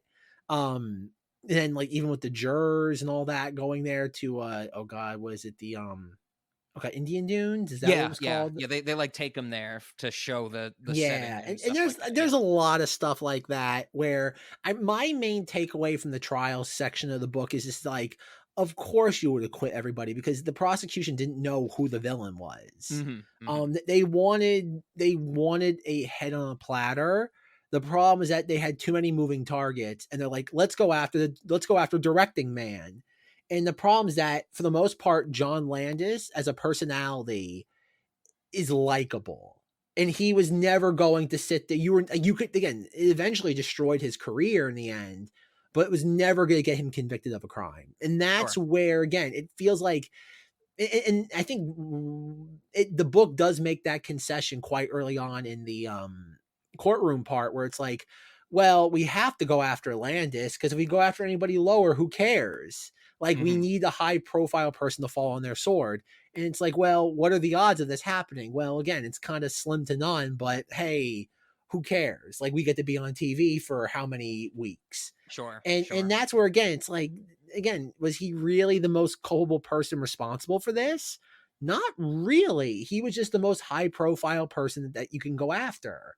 And that's the thing. It's the Jimmy C quote when it comes to movies. It's like the line stops with me. And that's the thing. And I think in a lot of instances, that's more of a, oh God, if the movie succeeds, it's on me. If the movie fails, it's on me. Not on, oh, if this one particular element goes horribly wrong, it's exclusively my responsibility. Okay. Yeah, I know what you're saying for sure. And that's where, again, I think, because even like, I'm not sure, Rob, in your research, this is in the Joe Blow video, and it's based on a podcast done by two horrible human beings. They're film critics that have been around forever. Like, even one of them's like on like oh God, my Jason X DVD from 2002. Oh, wow. Drew McWeeny, and I think, oh God, Scott, I forget what his name is. His name is Scott something.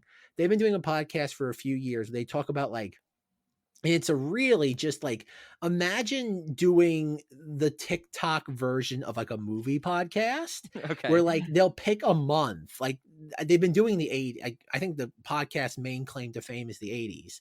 And they'll do like January 1982. And they'll talk about like most of the high profile movies released in that month. And they'll spend like a grand total of like 3 minutes on each movie, then move on. Okay. Like, there's really no in-depth analysis. It's more just like, how did this movie make me feel? And moving on. Like, it's really like, it's very popular because I've looked at some of the guest hosts they've had on. Like, they've had Bill Hader. They've had, like, again, they've done something right beyond just being in the industry for like 20 plus years. But they did one obviously on June 1983. And they have a couple of, I don't know, I think it's Drew McWeeny. I don't think it's the other guy. Has a couple anecdotes about the whole John Landis thing. And one of them is, I guess he was on a set in the mid 2000s that John Landis was on, and John Landis was doing something, and there was a Teamster reading the book on set and like made it very, very known, like this was the book. And again, you're talking like almost 20 years after the book's released. And like at one point, like I guess this Teamster was trying to get Landis's attention until eventually, like I guess Landis approached the guy and was like I don't really appreciate, again, being very diplomatic, again according to the story, and was saying like, hey, like I really don't appreciate what you're doing. Like I've tried to move past this. Like it was a horrible thing. Can we please like can you please stop making like a scene with this?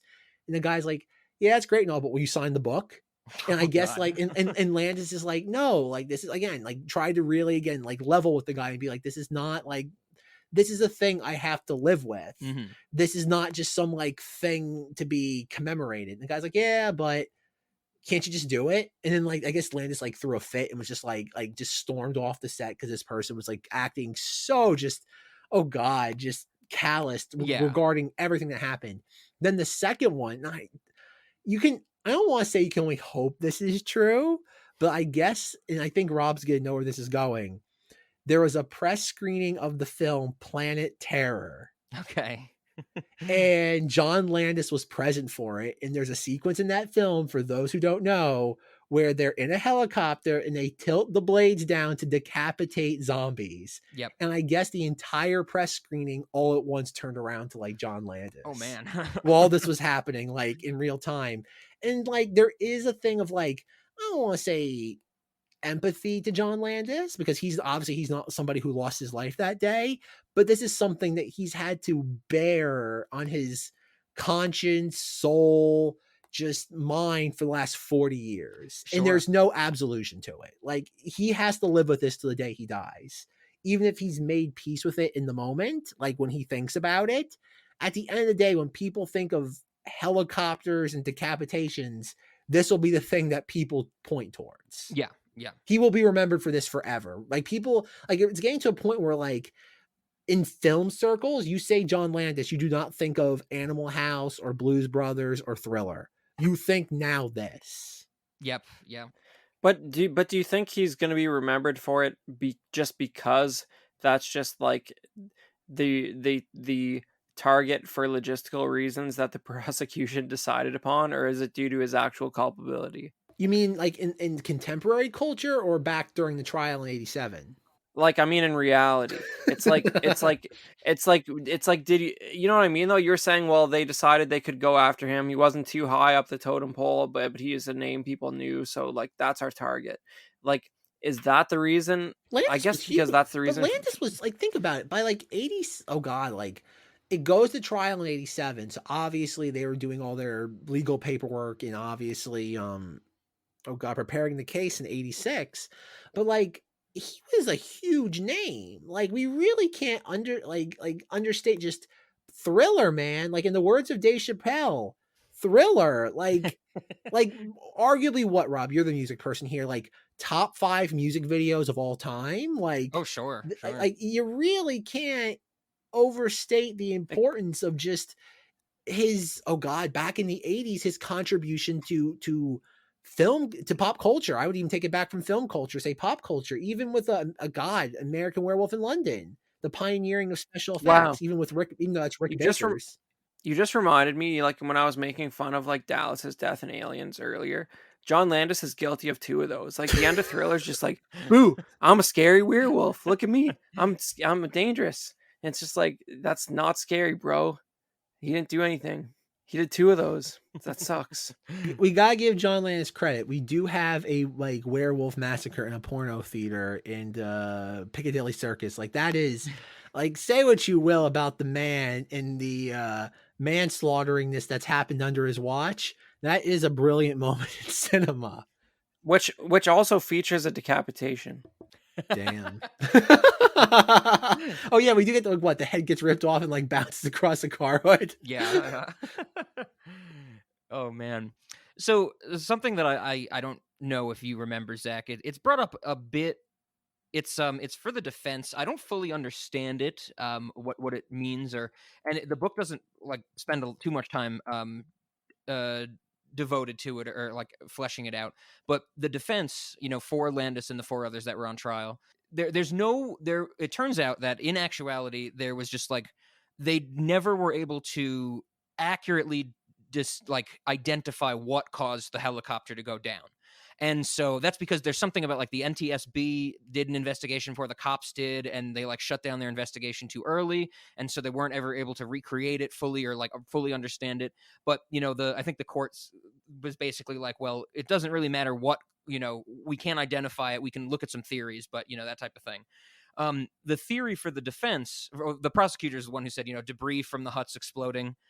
Yes, the straw hitting the plane, the helicopter. Exactly. Yeah. Yep. And it took down all those potatoes. And the defense brought up this thing of delamination, so like rotor delamination, and it's basically saying like the heat from the explosions basically caused the tail rotor to delaminate and basically get knocked off kilter. So instead of something actually flying into the rotors and causing the helicopter to malfunction and crash, this was just like some heat impacted the way this machine flew.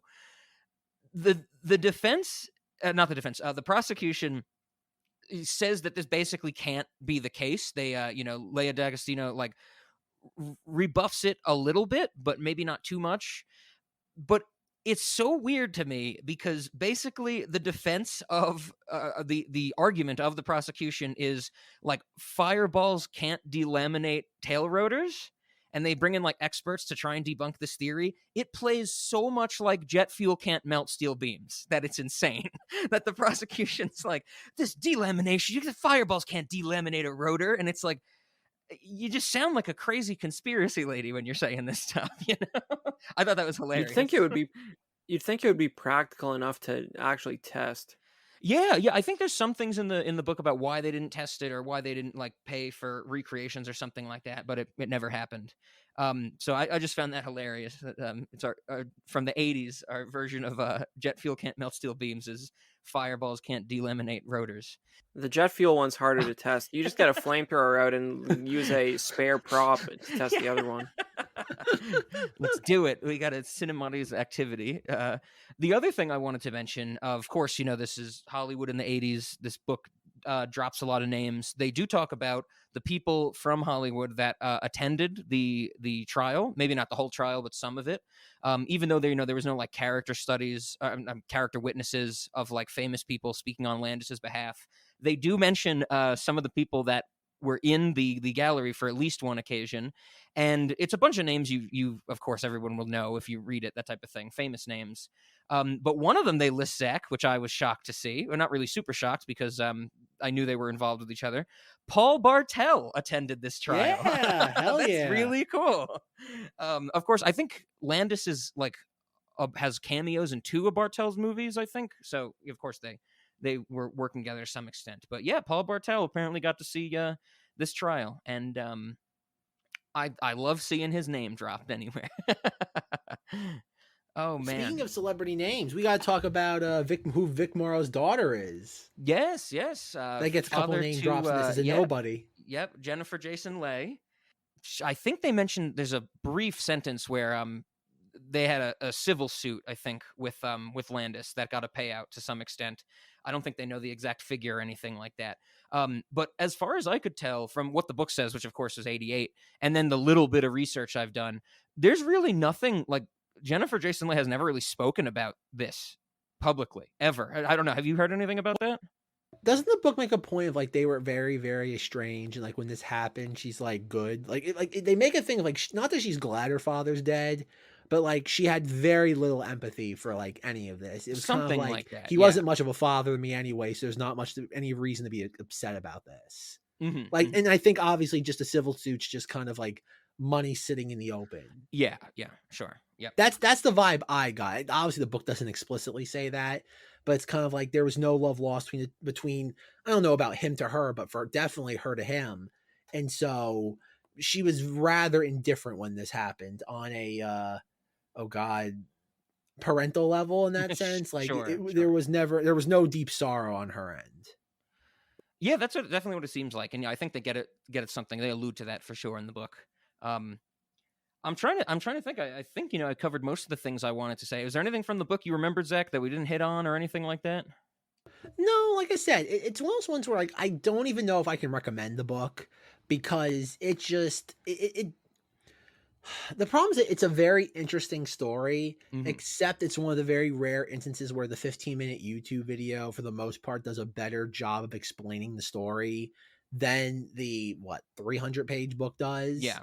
Because the book just it's so busy, just oh god, pointing the finger at the Hollywood system for allowing so much like hedonism to occur and just reckless abandon, and that like it forgets to like be like, okay, here are the reasons, and basically it just ends like a wet noodle of an ending, just being like, yeah, like this stuff happened and like really nobody was punished, but at the end of the day we don't even know who's really at fault here other than mostly John Landis. And it's like I don't agree with that. Like in the book, even again, once the trial part is like over, it doesn't even make a point of being like, yeah, like maybe if you had a better prosecutor, something different would have happened. Like even if you had the original guy that was part of the brothel, it's like he wouldn't have done that much better of a job anyway.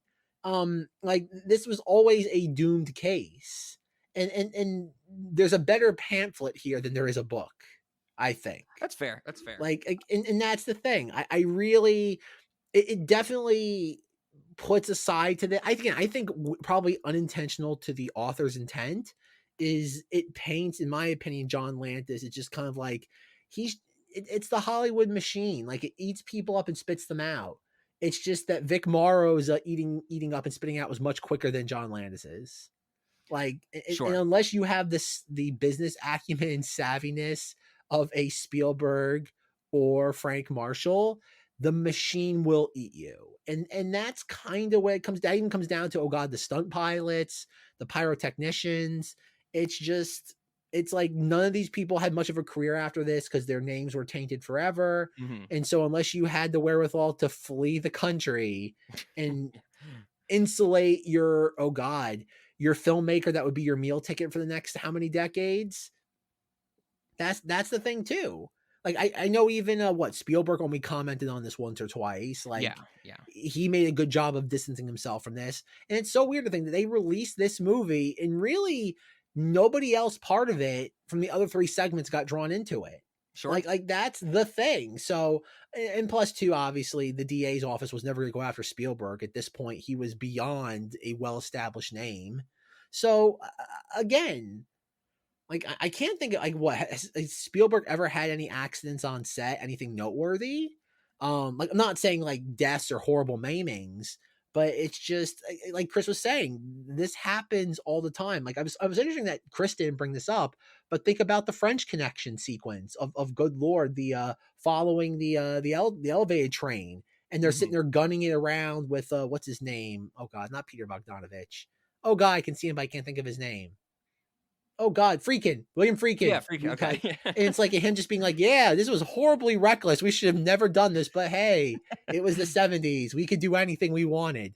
And at the same time, it's like, how can we laud that sequence and then deride John Landis for his being Sure. like, I want the helicopter lower. I want it like no more than 12 feet above Vic Morrow's head. It's like, and again, watching that footage of like the B-roll, that helicopter is way too low. Like even like if you're filming that, the shot looks bad.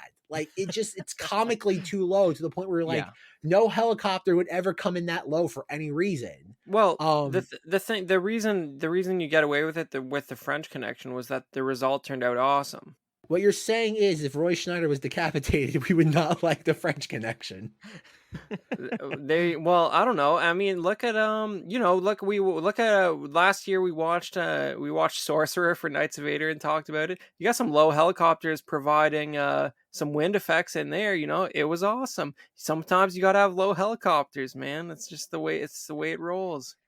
Chris is like, we need real nitroglycerin in those trucks. That's the only way we know the actors are actually feeling the sweat. Zach, I don't know how, like they had a real fire tornado. I don't know how they did that, but that was pretty great. That was South America, Chris. That doesn't count. That's not America. It says America, but it's not America. Oh man, that's good. That's good. So, I mean, any final thoughts on the trial before we get back to the movie, because we got to finish up our questions for the actual movie. I have to ask Chris, based on everything that we've said, would you have any interest in actually reading this book, or do you think Rob has provided enough of, considering he's the one who has the freshest memory of this, a adequate job at detailing the highlights? Okay, I'm gonna really escalate this. So you geez. said that a 15-minute YouTube video did a better job than the book of covering the basics. Well, that's the thing. Well, this is where it's more, the YouTube video is more entertaining and engaging. Rob, at any point did the book lose your like focus, where you're just like, Rob, we all know you love getting into hardcore details on things that don't matter, but it's that notion of, at any point did the book lose you just being like enough, I don't need to know this specific factoid? Maybe like one or two instances. I think there's definitely some places where it gets dry when they're really like you said, going into the nitty gritty just for seemingly establishment, that type of thing. So yeah, here and there. Well, what I was gonna say is like the Wikipedia page basically goes straight to the fact that the pyrotechnics were way too close to the helicopter and may or may not have delaminated those blades. So it's that does it in 2 sentences, and apparently that's the closest we're gonna get to like what actually caused the helicopter to go down. Fire too close to helicopter at the end of the day. And I don't really feel the need to read 300 pages to tell me why John Landis is somehow responsible for something he's clearly not responsible for. Shit. Rob, would you recommend the book? Would you recommend the book to the uninitiated? I would say yes. I think you have to have a certain, like Zach said, a certain level of enjoyment for like just stating, just facts and stuff like that. And I think the book is done very well because of the flair that the authors give it. Like, you can tell the disdain that the authors have for Hollywood, for the industry and stuff like that, and then the disdain they have for like the legal system. So it does have some, like I said, flair to it. But I mean, if you are more into it, like, you have to really like, nonfiction, I think, to enjoy this book as much as I did. The Wikipedia page is probably good if you want the quick facts. So Chris, you're right there. Rob, did you I know you recently signed up for Shudder. Did you see that there's like a series on Shudder called like Cursed Films, and it goes through like films with like No, I troubled did not. productions? And one of, like, obviously there's Poltergeist, there's The Exorcist, like your usual low-hanging fruit. Mhm. And one of them is The Twilight Zone. I think, and I'm Oh. almost 99% certain they interview Stephen Farber. Oh, wow. Okay, I'll have to check it So out. yeah. I don't think it's going to tell you anything you haven't already learned, but if you Sure, want to put a sure. face to the name, there you go. Perfect. All right. Well, I guess with that being said, any final thoughts on the trial, the movie? I mean, I think I'm ready. I'm ready for questions. I mean, I think we got everything about Hell the yeah. movie out of the way, right? All right. Well, then let's throw it over to Frank Marshall first, because he has to finally answer something in his life, answer some question. Cinemoddities and late night. Chris, what do you think for the Twilight Zone movie? Cinemoddity, I'm gonna go no, because frankly, it's just not good enough. It's just it's not pushing the boundaries enough. It's not interesting enough. It doesn't have enough to say. Late night movie, yes, because once in a while you can find yourself in the company of somebody who's at the correct intellectual level to appreciate something like this. Okay, right on.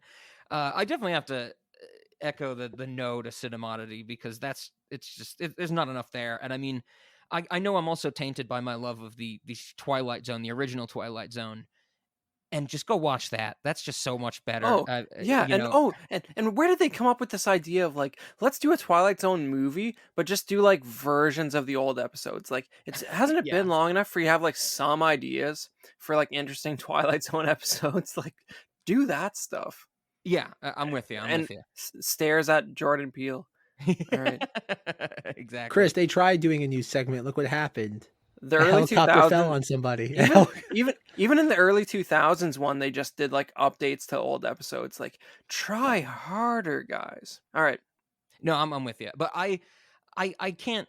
So I noticed Cinemodity for me. I also have to say I can't get behind late night. I mean, I think it's probably because I love the original Twilight Zone so good.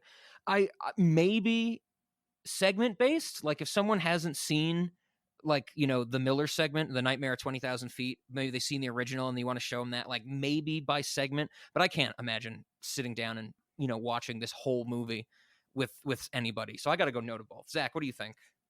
Hell to the yeah to both. Oh God. Hell yeah. Like, Oh, look at just watch Creepshow instead.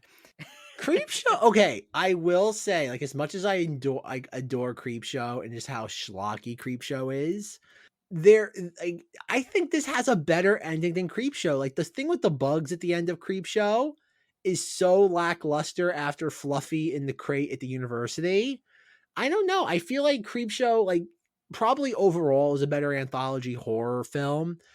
But that ending is so bad outside of Tom Atkins like beating his kid, or the opposite of whatever happens at the end of Creepshow. I don't know. Like, I think this has a good enough 1-2 and like 1-2 punch of an ending that it works. Okay. And I think just I think Cinemati, without a doubt, for the fact that it probably has the most egregious form of like death on the film set. I think that alone gets it into the Cinemati canon.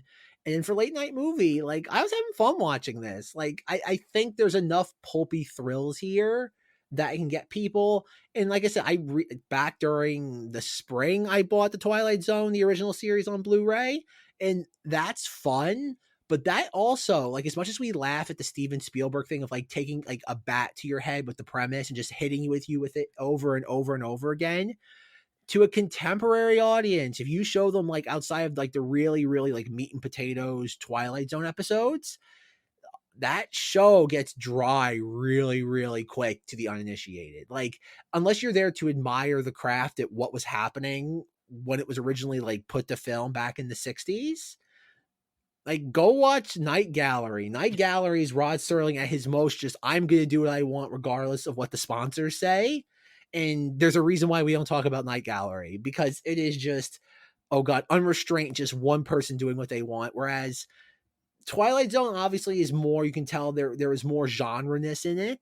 Mhm. But I think this is a decent enough retelling of some of those stories.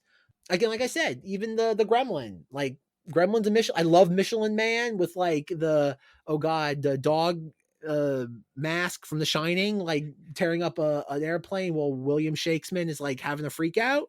I love that. But it's, you're going to be very hard pressed to show that to anybody under the age of 40 that's not already inclined to like it and have it really, really resonate. Okay. They'd be like, "Isn't that the guy that Bezos put in space last year?"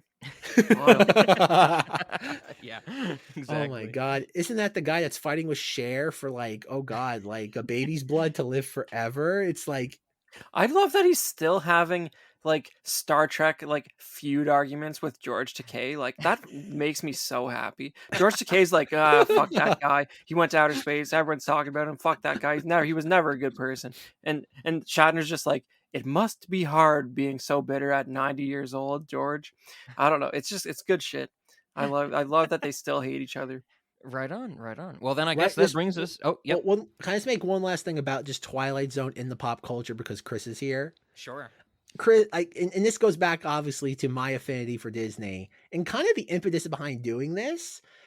Chris, have you ever gone on the Twilight Zone Tower of Terror at Disney Hollywood Studios? Have you ever done that? I know Rob hasn't.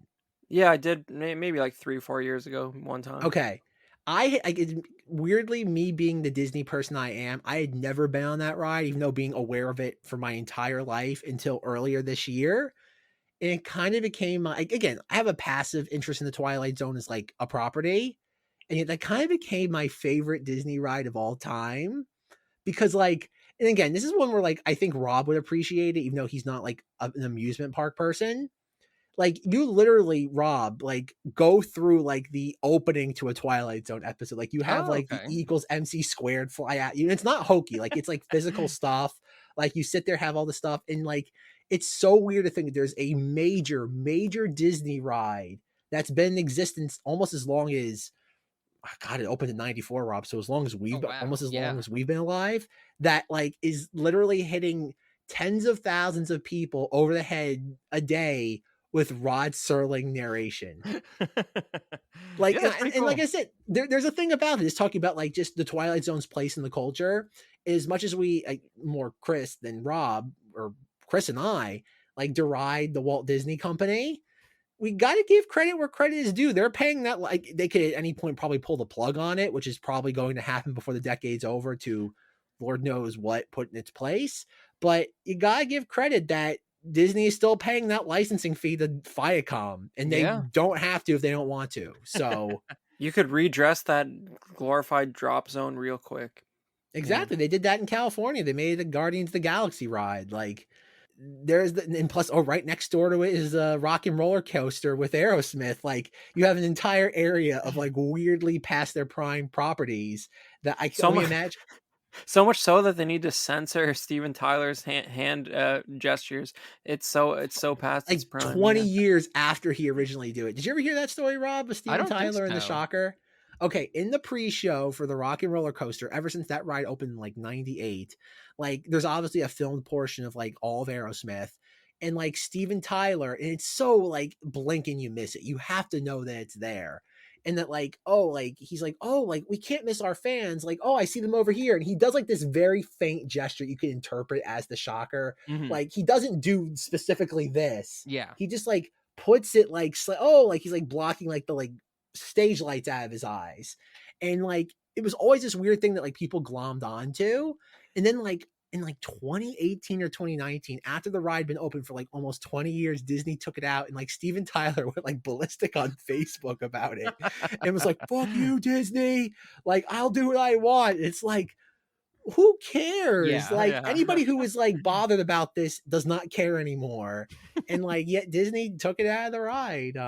It's certainly nowhere near the level of crime that it was to digitally erase Harrison Ford's cigarette from the Empire of Dreams documentary. That I will never forgive them for. Wait, whoa, Alright. whoa, whoa, whoa, whoa, whoa, whoa, what? This is news to me. Well, we don't have time to go into it, Zach, but they digitally This is gonna erased be an Harrison entire episode of Ford's Knights of Vader I was now. about to There's say, gonna be an tune in entire next week. episode devoted to this as we like Zapruder film like every single frame in the Empire of Dreams documentary. Oh, this is well documented, Zach. You just Google that What? sentence, you'll be going down a rabbit What? hole. This is gonna be like what's his name, John Carpenter, like smoking like during the filming of Halloween, where like in numerous like like shots you can see puffs of It's smoke. Yeah. it's Harrison Ford, Mark Hamill, Carrie Fisher walking around the Death Star. Harrison Ford's got a cigarette. They erased it. Tragic. Yeah, that's no good. It's a piece of history gone forever. Damn straight. Alrighty, are we ready to delve into snacks? Yeah, let's get to the restaurant. So I mentioned already. I'll throw it out there. I probably want to call it something like the Dragon Lady dinner or something like that. It's a raw russet potato with a plastic drinking straw stabbed in it, and it's fun because you can eat it. I mean, you can eat the potato. I guess you can try and eat the straw. But also you can use it if you order it for your table. You can use it to explain how jet fuel can't melt steel beams or whatever the hell it was. Damn, you're about to steal my joke. I'm like, it's also it's a physical demonstration. Yeah, exactly. The other thing I wanted to mention as I've another food item, and I have one thing that to expand our ever growing franchise of the restaurant. But I definitely want to take the dinner from the Dante segment. So Anthony's dinner, which is peanut butter burgers, so hamburger with peanut butter on it, with potato chips, cookies, ice cream, and a caramel apple. And just that's the whole dish. Now, have you ever had peanut butter on a hamburger? Has anybody ever done that? I have not. This is not something I would ever think to do. I've That's a never big no. done that. I'm trying to think of the craziest thing I've ever put on a burger. Like I've done a fried egg, of course. Sure. Oh God. Oh, like, edgy, Zach. But I don't know. Like I would imagine peanut butter on a burger. Like I don't know if Rob ever remembers this. I come over to my house. Like my father, anytime we have like bread with like a meal, would put like peanut butter and butter like on the bread at the same time. Okay. And like I don't know though, the idea of putting peanut butter on a hamburger like doesn't seem any more egregious to me than like a Monte Cristo sandwich where it being like deep fried with like powdered sugar and dipping it like in a form of like, oh God, preserves or jam. Like it doesn't seem Sure. any more egregious than that. Yeah. It definitely it seems interesting. It's not like I'm against it or anything. I don't know if I'll give it a shot though. Oh, you're okay.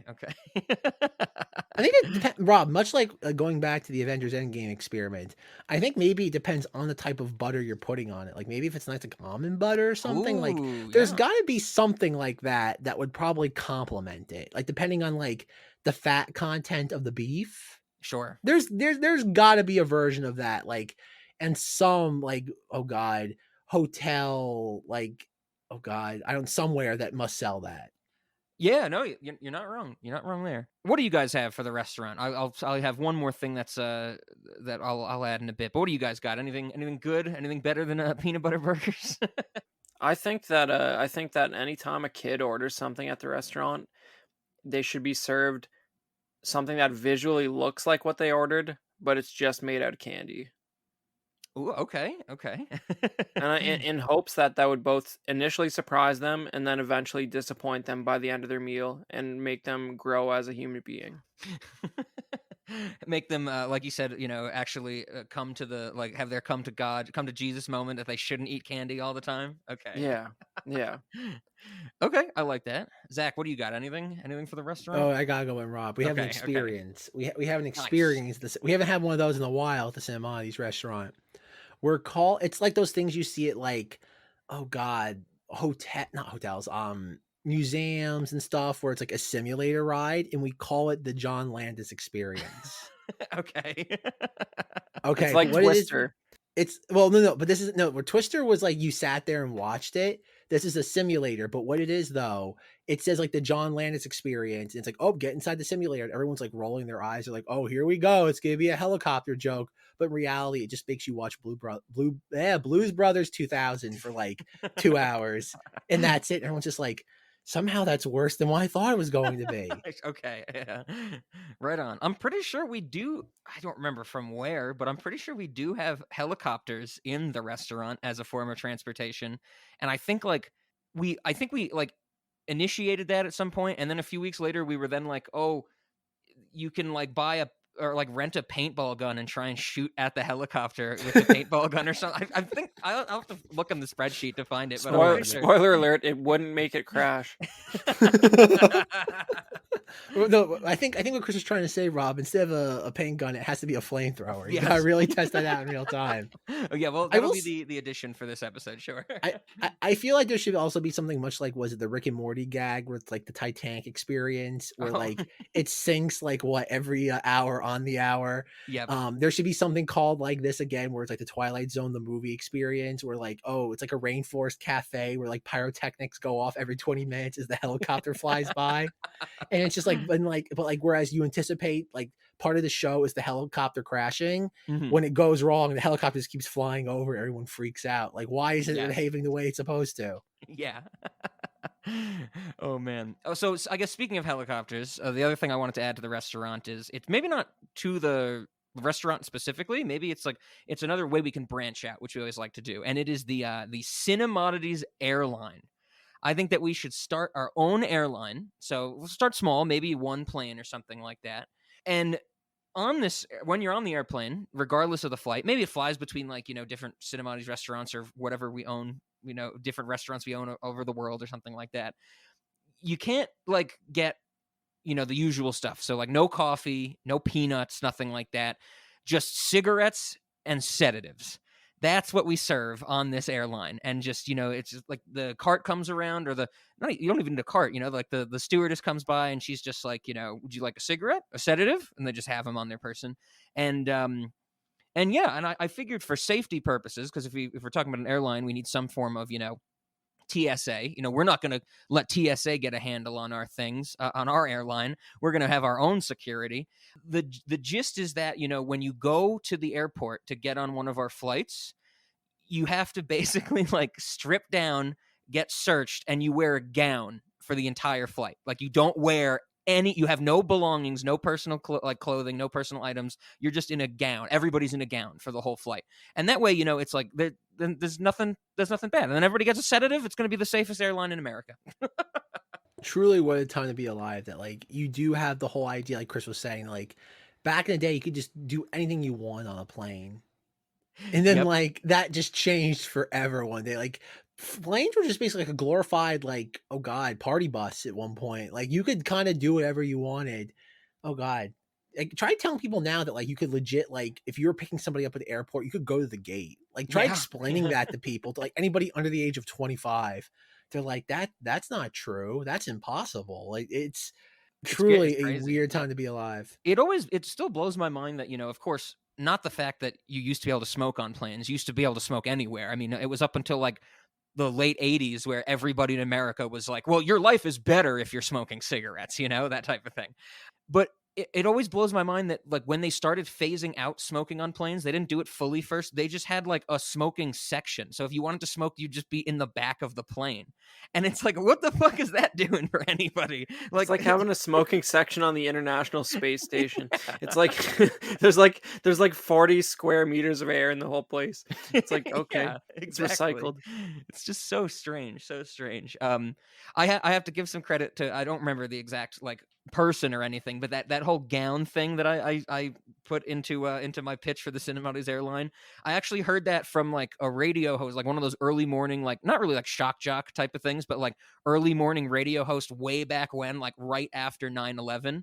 And the question was like, well, what do we do about airline security? This one dude on the radio went on a rant where he's like, everybody gets naked, no possessions, you wear a gown for the whole flight, And I was like, that seems excessive. But it stuck with me ever since. That was his idea for having safer airlines. This was also the same guy who he had the idea that after Tiger Woods slept with everybody other than his wife in whatever year that was in the early 2000s, He said that he's like Tiger Woods should have at his like press conference, like the first public speaking of it, he should be brought out like Hannibal Lecter, you know, with the mask on and everything, and he should really lean into it, like I am a demon, I had sex, you know. And I'm like, this is like for some reason this dude's crazy ideas have stuck with me. Was this like upstate New York, like radio Yeah, station? definitely. Was this like It wasn't like K104, like Woodman in the morning? Like this. probably it's something very similar to that. You know, I don't remember exactly what it was or who it was. I don't even know if I'd be able to find it. You know, it's so just weirdly in the past, like deep memory. But yeah, it's exactly that motif. This guy just ranting about all these ideas that he has. I'll tell you, man, the visual of Tiger Woods' wife chasing the car with the golf club and smashing the back window, although there's no video of that, I'll never forget that. I don't know. Absolutely. That's great. Oh man. Anything else for the restaurant? I guess Yeah. the final thing I have to say, Rob, like to really kind of bring this home, like considering like, oh God, the notion of the nightmare at 20,000 feet is a hallmark throughout, good Lord, every incarnation of the Twilight Zone. Yep. What would happen in the ultimate Tales from the Cinemoddities restaurant, a crossover between the Gremlin and let's just choose the one from the movie because obviously Sure. that's the focal point, versus Jordan Peele in oh God, Michael Keegan Key? Like that is Oh, the Terrys. the Terrys. Oh, okay. Like That what would be happen? wonderful. That gremlin sure is getting froggy up on that plane. I'll tell you that. It's just Topher Grace on the wing. Oh my God. Perfect. Yeah, you're absolutely right. That's something you know, I think we mentioned it a little bit earlier, but yeah, I think they've done 4 different incarnations of Nightmare at 20,000 Feet, because there's the original, there's this one, I think there's one in the 2000 reboot series, and then there's the Jordan Peele one, which is Nightmare at 30,000 Feet. And I don't know if we talked about it, but the villain of the Jordan Peele one isn't a gremlin, it's a podcast from the future. Oh damn. Now we're really bringing it home. Oh man. So yeah, but the Terrys would win. The Terrys would beat that. Now I'm thinking, instead of the little girl in the George Miller segment, it's the Terrys just constantly, you know, looking at John Lithgow and saying like, you know, you're in the combat seat and stuff like that. Rob, can you good. imagine that? Just like all that dialogue. Someone's got to do like a mashup cut of that. Yeah. Jonathan Livingston Seagull. I just said. Oh my God! I will say, I don't know if I was having a stroke, but it's Keegan Michael Key. I don't know why I got his name so wrong, but it kind of like just came to me in a moment of clarity. So yes, my apologies to Keegan Michael Key. Yes, So, you have to get it right for when we talk hell about yeah. Wendell and Wild in a few Hell months or yeah. whatever. All right. Well, if there's nothing else for the restaurant, Frank Marshall, you can go back overseas and go back into hiding.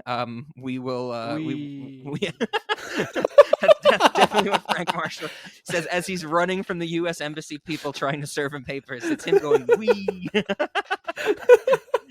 But no, Chris, thanks for being here. Thanks for discussing Twilight Zone and the tragedy of the Twilight Zone movie. When you are not dodging the law, where can people find you? Well, the real tragedy is that it wasn't more enjoyable to watch. But you know, you can find me at the Chris Porteous on Instagram, and go ahead and also follow at KOV Podcast for the Knights of Vader Instagram as well, and you can see when we're posting new episodes over there. Right on. Zach, when you're not avoiding the law, what are you doing? And should we also say next week we will be covering a movie? I think that worked out. Yes, well. we're gonna keep it as vague as time. humanly Yeah. possible. It might be a movie, it might be something. Let's keep it even more vague, Rob. We'll be covering something It's on next meaty. week's episode of Cinemoddities. Yes, absolutely. I will say, Rob, before we obviously wrap this up for certain, have we discussed what we're gonna play in reverse? No, not yet. That's always that has to come up. So let's get to it. May I make a recommendation? That's not the Twilight Zone theme in reverse. Yes. Can we play Okay. the Golden Earring song in reverse? I mean, I guess. Why that one pop into your head? Because of the title, just because it's something that's fair. it's on point but not on brand. So Okay, right on. I do have to say, for our episode from last week, our Nope episode, I was like, oh, I want to play the slowed down version of Sunglasses at Night, but I was like, I probably won't be able to find it. It turns out that you can find it. It's called the Jean Jacket Remix from the soundtrack of Nope. So I actually found it, and I was like, okay, good on you, movie, I guess. I guess real quick, one final question before we wrap this up. In the spirit of Nope, if we were going to give a name to the helicopter, much like OJ does in Nope, what would we call the helicopter? Old Unfaithful. Crashy McCrashface. I don't know. I feel like keeping it in the vein of just like kind of like abstract like names for things. Like, I don't know. I want to say like corduroy. Corridors, that's a good one. Tweed. Oh man, that's good. That's good. All right. Well then, thanks for listening, everybody. If you like Chris what is you just hear, shaking his head in disgust right now. Chris is not happy. The truth is that I'm disappointed in myself for not thinking of something more distasteful than you guys for the name of the helicopter. If you have thoughts on the tragedy of the Twilight Zone movie and on John Landis and his legal status, you can always write into us at cinemoddities@gmail.com. You can yell at us. Still haven't heard anything, even though it's only been out for a few days, haven't heard anything about whether or not umbrellas and peacocks can shapeshift. Still looking at that. Everybody reach out to me about that one. If you like what you hear, you want to hear more, you can always head over to the Patreon. So patreon.com/cinemoddities, where who knows what we're doing. What's coming out close to this one, probably another Adventure Time discussion. So definitely check that out to get more episodes and support the podcast. And then I guess we're playing the Golden Earring song in reverse. We'll go with that. And next week we're covering a thing, right? A thing. Let's be more vague. Next episode we're covering a thing. Let's not put any time on this at all.